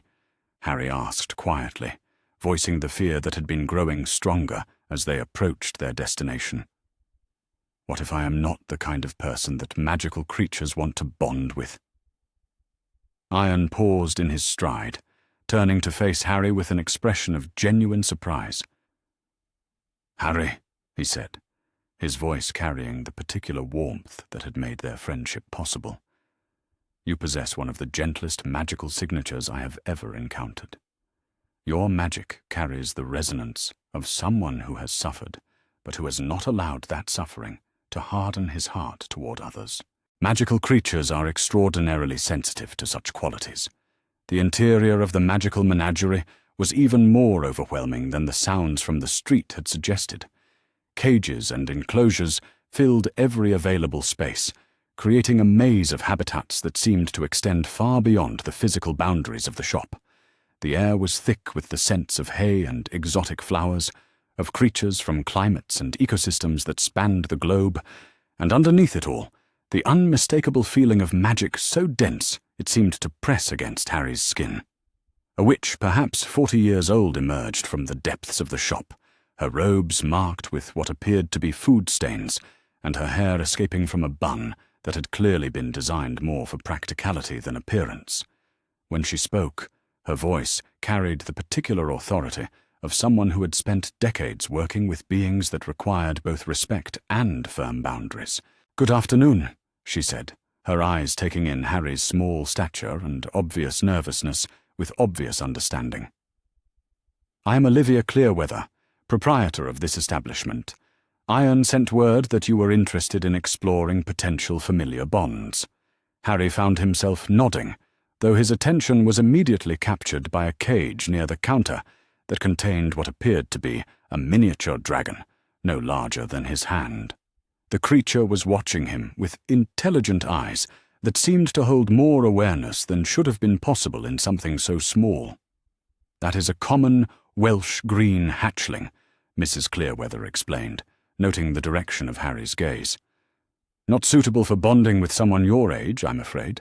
Dragons require handlers with years of specialized training, even the small varieties." But there was something in her tone that suggested she was not dismissing his interest so much as evaluating his readiness for different types of magical partnerships. "Tell me, young Potter," she continued, leading him deeper into the shop with movements that spoke of someone entirely at ease in this environment of controlled chaos. "What draws you to the idea of a familiar bond? What do you hope to gain from such a partnership?" Harry considered this question carefully, aware that his answer might determine what creatures he would be allowed to meet. "I want a friend," he said honestly. "Someone who chooses to be with me because they want to, not because they have to. Someone I can protect, and who might protect me in return." Mrs. Clearweather's expression softened noticeably. "That is perhaps the most honest answer I have heard to that question," she said approvingly. "Most young wizards speak of power or prestige, of the magical advantages that certain familiar bonds can provide. But true partnerships are built on affection and mutual benefit, not on what one being can extract from another." She gestured toward a section of the shop that Harry had not noticed before, where the enclosures seemed larger and the inhabitants more diverse. "Let us see who might be interested in making your acquaintance," she said. The first creature they encountered was a cat that was clearly no ordinary feline. Its fur was silver-grey and seemed to shimmer with its own inner light, and its eyes held an intelligence that was immediately recognizable as magical. When Mrs. Clearweather opened the enclosure, the cat approached with dignified curiosity, allowing Harry to extend his hand for inspection. "This is Luna, a Kneasel hybrid," Mrs. Clearweather explained, as the cat sniffed Harry's fingers with obvious interest. "Kneasels are exceptionally intelligent and possess the ability to detect dishonest or dangerous humans. Luna has been with us for several months, waiting for someone she deems worthy of partnership. The cat's inspection was thorough and somehow intimate, as if she were evaluating not just his scent, but his character and intentions. After several minutes of consideration, Luna rubbed against Harry's hand with obvious approval, purring with a sound that seemed to resonate with magical harmonics. "She likes you," Mrs. Clearweather observed with obvious surprise. "Luna has rejected every potential partner who has visited since her arrival. Her approval suggests that she senses qualities in you that are particularly appealing to nasal sensibilities." Harry found himself smiling as Luna settled into his lap with obvious contentment. The cat's presence was soothing in a way that he had not expected, as if her approval validated something about his character that he had been uncertain of himself. But even as he enjoyed Luna's attention, Harry found his gaze drawn to other enclosures, other creatures that seemed to be watching him with varying degrees of interest. A small owl with enormous eyes, a ferret that appeared to be made of living shadow, and in the far corner of the shop, something that was singing with a voice so beautiful it made his chest ache with longing. The song was unlike anything Harry had ever heard, a melody that seemed to speak directly to his soul, promising healing and hope and the kind of unconditional love that he had glimpsed only in the magical portraits of his parents. As he followed the sound, Luna still purring in his arms, Harry found himself approaching an enclosure that seemed to glow with its own inner fire. The creature inside was perhaps the size of a small hawk, but its resemblance to any mundane bird ended there. Its feathers were the color of flame, shifting from gold to red to white with each movement, and its eyes held depths that seemed to reflect centuries of accumulated wisdom. When it noticed Harry's approach, the song intensified, becoming so achingly beautiful that tears began to gather in his eyes. "A phoenix chick," Mrs. Clearweather said softly, her voice filled with wonder. "I had wondered what was calling to you. Phoenix bonds are extraordinarily rare, young Potter. In all my years in this business, I have seen perhaps 3 such partnerships form." Harry approached the enclosure slowly, aware that he was in the presence of something far more significant than a potential pet. The phoenix continued its song, its eyes fixed on Harry's face with an intensity that seemed to see into the deepest parts of his being. "Why is she singing like that?" Harry asked, his voice barely above a whisper. Mrs. Clearweather's expression grew thoughtful. "Phoenix song has healing properties," she explained, "both physical and emotional. She may be responding to trauma that she senses in your magical signature, offering comfort and restoration through her music." As if responding to this explanation, the phoenix's song shifted, becoming softer, but somehow more intimate, as if she were singing specifically for Harry's pain. The melody seemed to wrap around the places in his heart that still ached from years of neglect and cruelty, offering not forgetfulness, but acceptance, not erasure, but integration. When Mrs. Clearweather opened the enclosure, the phoenix emerged with movements that spoke of both grace and purpose. She was even more beautiful outside her cage, her feathers catching the shop's magical lighting in ways that made her seem to be made of living fire. Without hesitation, she flew directly to Harry's shoulder, settling there with obvious contentment and continuing her healing song. "Remarkable," Mrs. Clearweather breathed, her voice filled with professional amazement. "Ember has been with us since her hatching 6 months ago, and she has shown no interest in any potential partners. Phoenix chicks are particularly selective, often waiting years before choosing their bonded wizard." Iron, who had been observing these proceedings with obvious fascination, stepped forward with an expression that mixed excitement with something that might have been concern. "A phoenix bond is not undertaken lightly," he said, addressing Harry with the seriousness that marked their most important conversations. "Such partnerships involve responsibilities and obligations that can last for centuries.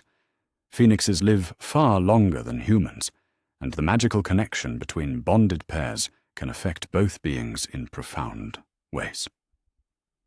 Harry looked into Ember's ancient eyes, sensing intelligence and compassion that seemed to encompass understanding beyond his ability to comprehend. The small phoenix was still singing, her melody now specifically attuned to his magical signature in ways that felt like coming home. "What kind of responsibilities?" Harry asked, wanting to understand fully what such a bond would entail. Mrs. Clearweather's expression grew serious. "Phoenixes are healers by nature," she explained. "They are drawn to those who have suffered, but who have not allowed that suffering to corrupt their essential goodness. A Phoenix familiar will expect her bonded wizard to use their partnership in service of healing and protection to stand against those who would cause unnecessary harm to others." She paused, studying Harry's face carefully. "More specifically, Phoenix magic is particularly effective against dark wizards and their creatures. The bond would enhance your natural magical abilities, but it would also mark you as someone committed to fighting against the forces of darkness and cruelty." Harry thought about this, remembering his conversations with Ian about the ethical use of magical power, about the responsibilities that came with abilities that could reshape reality. The idea of being marked as someone committed to fighting darkness was both intimidating and oddly satisfying. "I want to help others," Harry said quietly. "I want to make sure that no other children have to suffer the way I suffered. If bonding with Ember would help me do that more effectively, then I want to accept that responsibility." Ember's song grew stronger, as if she were expressing approval of his decision. The small phoenix nuzzled against his cheek with movements that conveyed affection so pure and uncomplicated that Harry felt his chest tighten with emotions he struggled to identify. Mrs. Clearweather nodded slowly. "Then we proceed with the bonding ceremony," she said. "But first, you should understand what such a partnership will mean for your daily life. Phoenix familiars are not pets or servants. They are partners, equals in intelligence and magical ability, beings whose needs and preferences must be considered in every decision you make." Over the next hour, Mrs. Clearweather explained the practical aspects of Phoenix partnership. Ember would need a suitable perch in Harry's living quarters, a diet that included certain rare magical plants, and most importantly, regular opportunities to use her healing abilities in ways that served their shared commitment to protecting others. "Phoenixes draw strength from acts of healing and protection," she explained, as she prepared the magical implements required for the bonding ceremony. "The more you use your partnership to help others, the stronger both of you will become. But if you were to use your combined abilities for selfish or harmful purposes, Ember would sicken and eventually be forced to sever the bond to preserve her own nature." The bonding ceremony itself was surprisingly simple. Mrs. Clearweather had Harry and Ember sit facing each other while she spoke words in what sounded like an ancient form of Latin, her wand creating patterns of golden light that seemed to connect Harry's magical signature with the Phoenix's own radiant energy. Harry felt the moment when the connection formed, a sensation like sunlight flooding through his entire being. Ember's presence in his mind was gentle but unmistakable, a warm companionship that promised he would never again be truly alone. Through their new bond, he could sense her emotions, her absolute commitment to their partnership, her joy at finally finding someone whose heart resonated with her own dedication to healing and protection. "The bond is complete," Mrs. Clearweather announced, her voice filled with satisfaction and something that might have been pride. "Ember is now your familiar, your partner in magic, your companion for as long as both of you choose to maintain the relationship." As they prepared to leave the magical menagerie, Ember perched contentedly on Harry's shoulder, and Luna padding alongside them with feline dignity. Harry found himself reflecting on how profoundly his life had changed. The boy who had fled Privet Drive had been utterly alone, dependent on the kindness of strangers and the protection of accidental magic. But the boy who walked through Diagon Alley now was surrounded by beings who had chosen to be with him, who valued him for qualities he was only beginning to understand he possessed. Iron walked beside him with obvious pleasure, his goblin features bright with the satisfaction of someone who had witnessed a friend achieve something significant. "How do you feel?"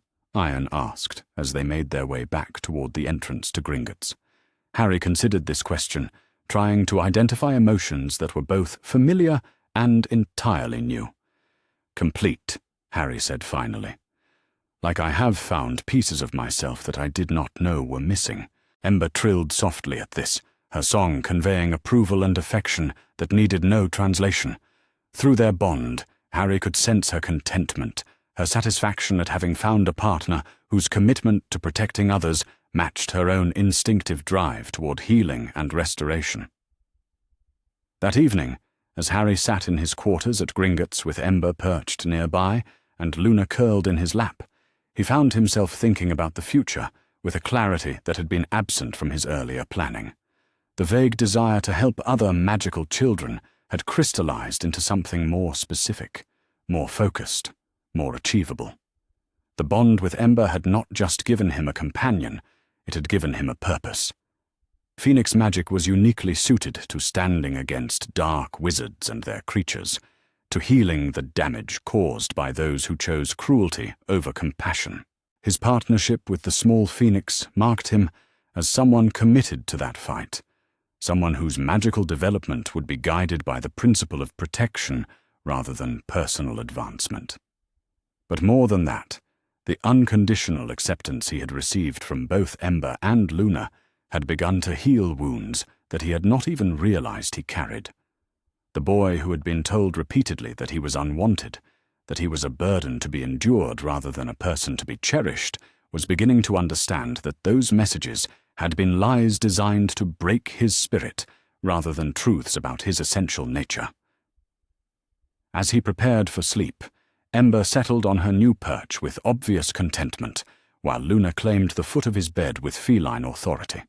For the first time in his 8 years of life, Harry Potter fell asleep, surrounded by beings who had chosen to be with him, who valued his company and his commitment to using his abilities in service of others.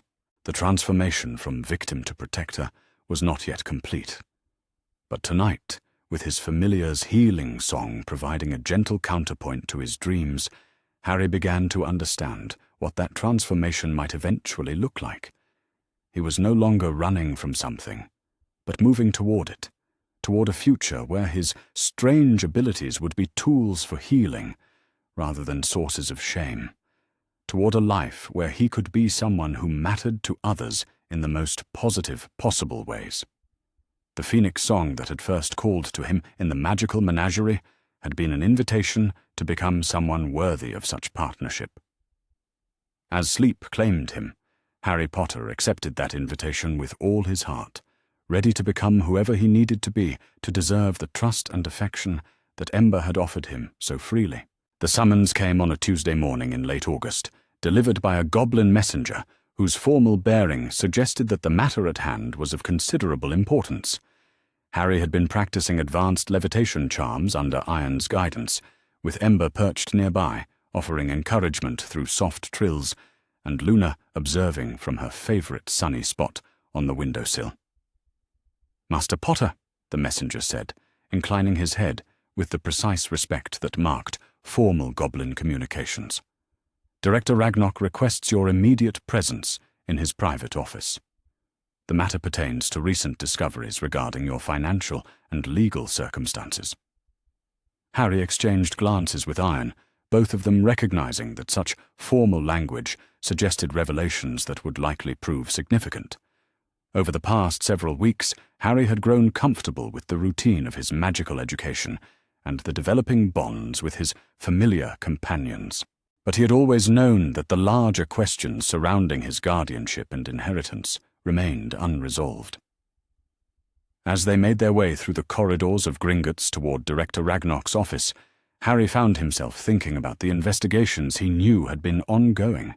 Goblin auditors had been examining years of financial records, legal experts had been researching the circumstances of his placement with the Dursleys, and healers had been documenting the evidence of abuse and neglect that his body still carried, despite weeks of magical treatment. Director Ragnarok's office was occupied not just by the Goblin Director himself, but by several other figures whose presence suggested that whatever they were about to discuss had implications far beyond Harry's personal circumstances. Healer Brightstone stood near the window, her expression grave, while a wizard Harry did not recognize sat across from Director Ragnarok's desk with the bearing of someone accustomed to positions of authority. "Master Potter," Director Ragnarok said, rising from his chair with movements that spoke of barely contained anger. "Please be seated. What we must discuss today will be difficult to hear, but it concerns truths that have been hidden from you for far too long." Harry settled into the chair that had been provided for him, aware that Ember had moved from her usual perch to his shoulder, her presence offering comfort and strength through their bond. Luna positioned herself at his feet, her intelligent eyes reflecting awareness that something significant was about to unfold. The wizard Harry did not recognize leaned forward, his expression carrying the particular gravity of someone about to deliver unpleasant news. "Mr. Potter," he said, his voice professionally neutral, "I am Aura Kingsley Shacklebolt from the Department of Magical Law Enforcement. I have been investigating the circumstances of your placement with your relatives and the subsequent management of your affairs." Harry nodded, sensing that whatever Aura Shacklebolt was about to reveal would reshape his understanding of the forces that had shaped his life. "What we have discovered," Aura Shacklebolt continued, "is evidence of systematic fraud, negligence, and possible criminal conspiracy involving multiple individuals who were entrusted with your welfare and protection." The words hung in the air like physical objects, heavy with implications that Harry was only beginning to comprehend. Director Ragnarok spread several documents across his desk, each one marked with official seals and stamps that spoke of legal significance. "The financial records tell a clear story," Director Ragnarok said, his voice tight with controlled fury. "Professor Dumbledore has been withdrawing funds from your trust vault monthly since your placement with the Dursleys, ostensibly for your care, education, and general welfare." He gestured toward one particular document that seemed to contain columns of figures spanning several years. "The amounts withdrawn would have been sufficient to support a family of 4 in considerable comfort," he continued. "Housing, food, clothing, medical care, private tutoring, everything that a magical child would require for proper development." Harry stared at the numbers, trying to reconcile them with his memories of the cupboard under the stairs, of hunger that lasted for days, of clothes that never fit, and medical care that never came. "But I received none of that," Harry said quietly. "None of it." Aura Shacklebolt nodded grimly. "Which raises serious questions about where those funds actually went," he said.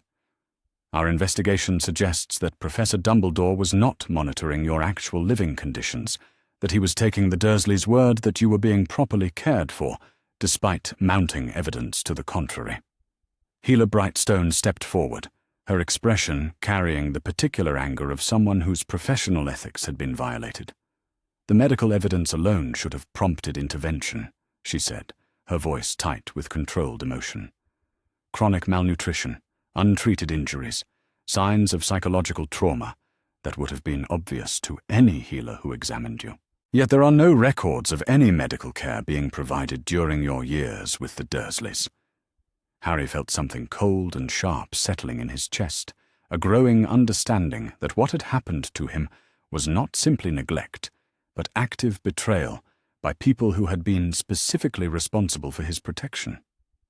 "What about the monitoring?"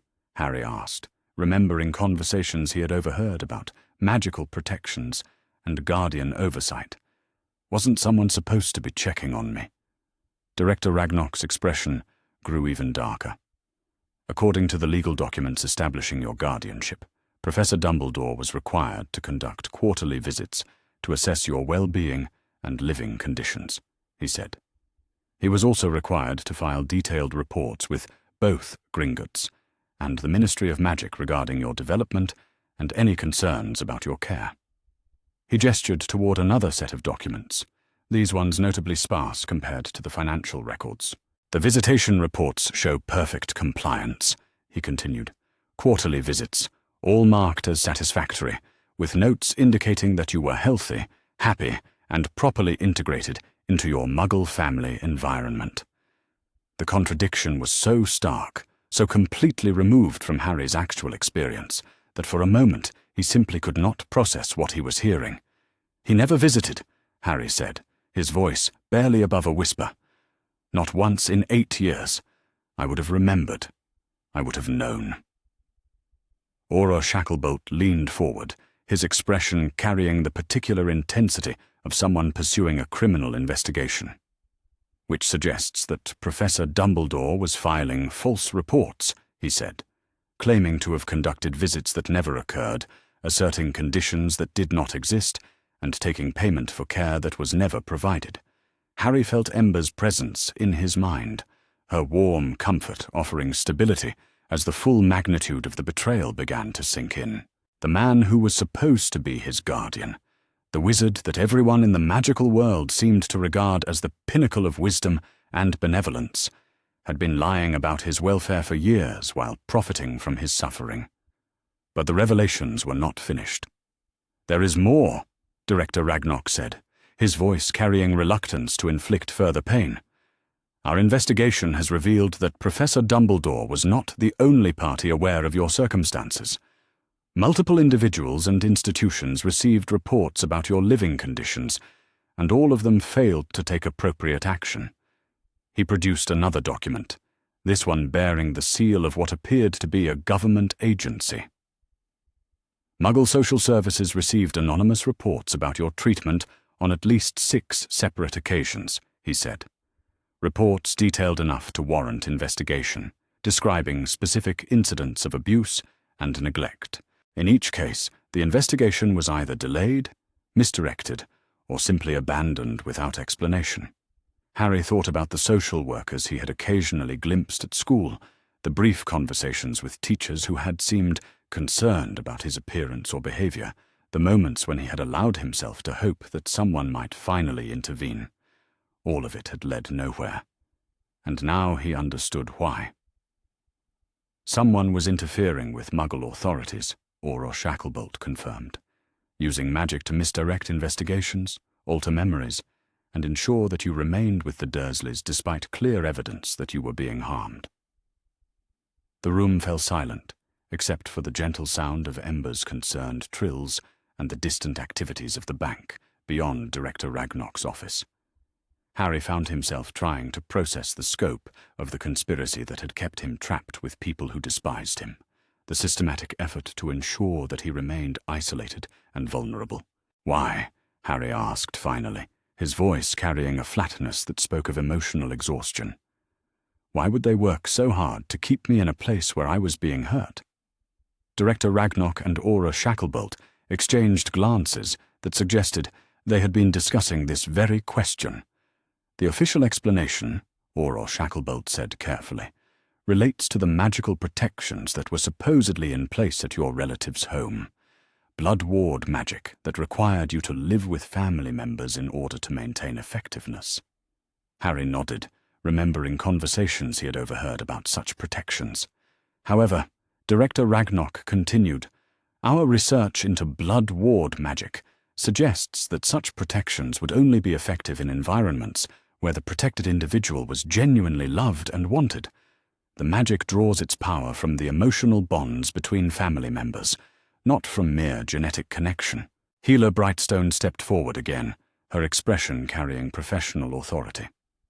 "Given what we know about your treatment by the Dursleys," she said, "any blood ward protections should have failed within months of your placement. The magic would have recognized that you were not truly accepted as family, and would have ceased to function." The implications of this revelation sent a chill through Harry that had nothing to do with the temperature in the room. "So the protections that were supposed to justify keeping me there," Harry said slowly, "they were not actually working." "Precisely," Director Ragnarok confirmed. "Which means that your continued placement with the Dursleys served no protective purpose, and may in fact have left you more vulnerable than alternative arrangements would have done?" Aura Shacklebolt leaned back in his chair, his expression carrying the particular gravity of someone about to address the heart of a complex criminal matter. "This brings us to the question of motive," he said. "If the official justifications for your placement were invalid, and if Professor Dumbledore was aware of your actual living conditions, then we must ask why he was so determined to keep you with people who were actively harming you." Harry felt a growing sense of dread, an understanding that whatever they were about to tell him would be worse than anything he had learned so far. "Our investigation has uncovered evidence suggesting that Professor Dumbledore viewed your suffering as beneficial to his long-term plans for your development," Director Ragnok said, his voice carrying disgust that transcended cultural boundaries. "Communications with other members of his inner circle that reference the value of ensuring you remained humble, dependent, and grateful for eventual rescue."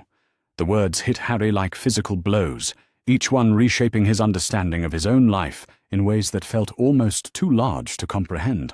"He wanted me to suffer," Harry said, his voice hollow with disbelief. "He thought it would make me easier to control." "The evidence suggests as much," Aura Shacklebolt confirmed. "A deliberate strategy of maintaining you in conditions of deprivation and abuse in order to ensure that when you finally entered the magical world, you would be grateful enough to follow his guidance without question." Harry thought about his first days in Diagon Alley, about the overwhelming gratitude he had felt toward the adults who had shown him kindness, about how desperately he had wanted to please people who treated him with basic human decency. The manipulation had been so complete, so perfectly calculated, that he had never even recognized it as manipulation. "But there is more," Director Ragnok said, his expression growing even grimmer. "Professor Dumbledore has been in communication with your relatives throughout your time with them, not to check on your welfare, but to provide them with specific instructions on how to treat you." He produced a final document, this one bearing handwriting that Harry did not recognize, but which carried the formal authority of official correspondence. "Instructions to ensure that you remained isolated from the magical world, that you received no information about your heritage or abilities, that any signs of accidental magic were met with punishment severe enough to discourage future incidents," Aura Shacklebolt read from the document, "and most significantly, instructions to ensure that you developed what he termed appropriate levels of gratitude and deference toward magical authority figures." The betrayal was so complete, so utterly beyond anything Harry had imagined possible, that for several minutes he simply sat in stunned silence. The man who was supposed to protect him had not only failed in that duty, but had actively orchestrated his suffering as part of some larger plan that treated Harry's welfare as expendable. Ember's presence in his mind grew stronger, her healing magic working to counteract the emotional trauma of these revelations. Through their bond, Harry could sense her own anger at the cruelty that had been inflicted upon him, her determination to help him process these truths without allowing them to break his spirit. "What happens now?" Harry asked finally, his voice carrying a strength that surprised him. "What can be done about all of this?" Director Ragnok smiled for the first time since the meeting began, his expression carrying the particular satisfaction of someone who had been waiting to deliver justice. "Now, Master Potter, we take action," he said. "The evidence we have gathered is sufficient to pursue both criminal charges and civil remedies. Professor Dumbledore can be held accountable for fraud, negligence, and conspiracy to commit child abuse. The Dursleys can be prosecuted for their treatment of you. And most importantly, your guardianship can be permanently transferred to individuals who will actually prioritize your welfare." Aura Shacklebolt nodded with obvious approval. "The magical world needs to understand what was done to you," he said. "The systematic failure of multiple institutions, the corruption of individuals who were trusted with the most sacred responsibility of protecting a magical child. Your case will serve as a catalyst for reforms that are long overdue." Harry found himself thinking about other magical children who might be in situations similar to what his had been, other young wizards and witches who might be suffering, while the adults responsible for their protection looked the other way, or actively enabled their abuse. "I want to help make those changes," Harry said, his voice growing stronger with each word. "I want to make sure that no other magical child has to go through what I experienced. I want the people who failed in their duties to be held accountable for what they have done." Director Ragnarok's expression grew warm with something that might have been pride. "That, Master Potter, is exactly the kind of thinking that will ensure these revelations lead to meaningful reform rather than simply individual justice," he said. "You have the power now, both magical and legal, to demand accountability and to insist on systemic changes that will protect future generations of magical children." As the meeting concluded and the various officials departed to pursue their respective aspects of the legal proceedings, Harry found himself alone with Director Ragnarok and the weight of everything he had learned. "How do you feel?" Director Ragnarok asked gently. "The truth is often more painful than comfortable illusions, but it is also the foundation upon which justice can be built." Harry considered this question, aware that the boy who had entered this office an hour earlier was not the same person who sat here now. "Angry," Harry said honestly. "Angrier than I have ever been, but also relieved, in a strange way. For years I wondered what was wrong with me, why no one seemed to care about what was happening. Now I know that people did know, and they chose not to help. It was not something lacking in me that caused my suffering."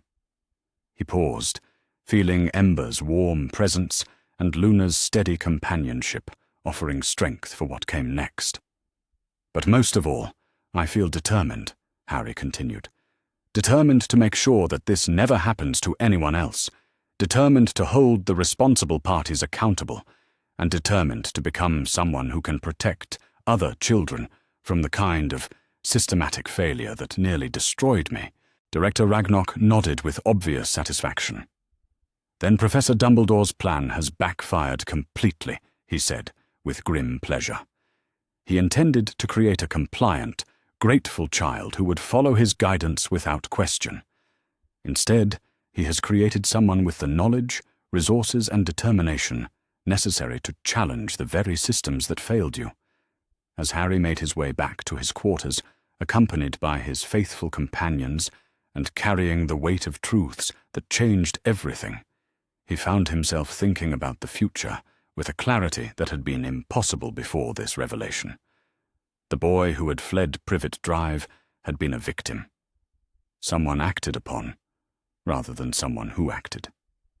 The boy who had discovered the magical world had been a refugee, grateful for any kindness and willing to accept whatever arrangements others made for his welfare. But the young man who walked through the corridors of Gringotts tonight was something entirely different. He was someone with power, with resources, with knowledge of the forces that had shaped his life, and the determination to reshape them according to his own values and principles. The war against those who would exploit and abuse magical children was about to begin, and Harry Potter intended to be the one leading the charge.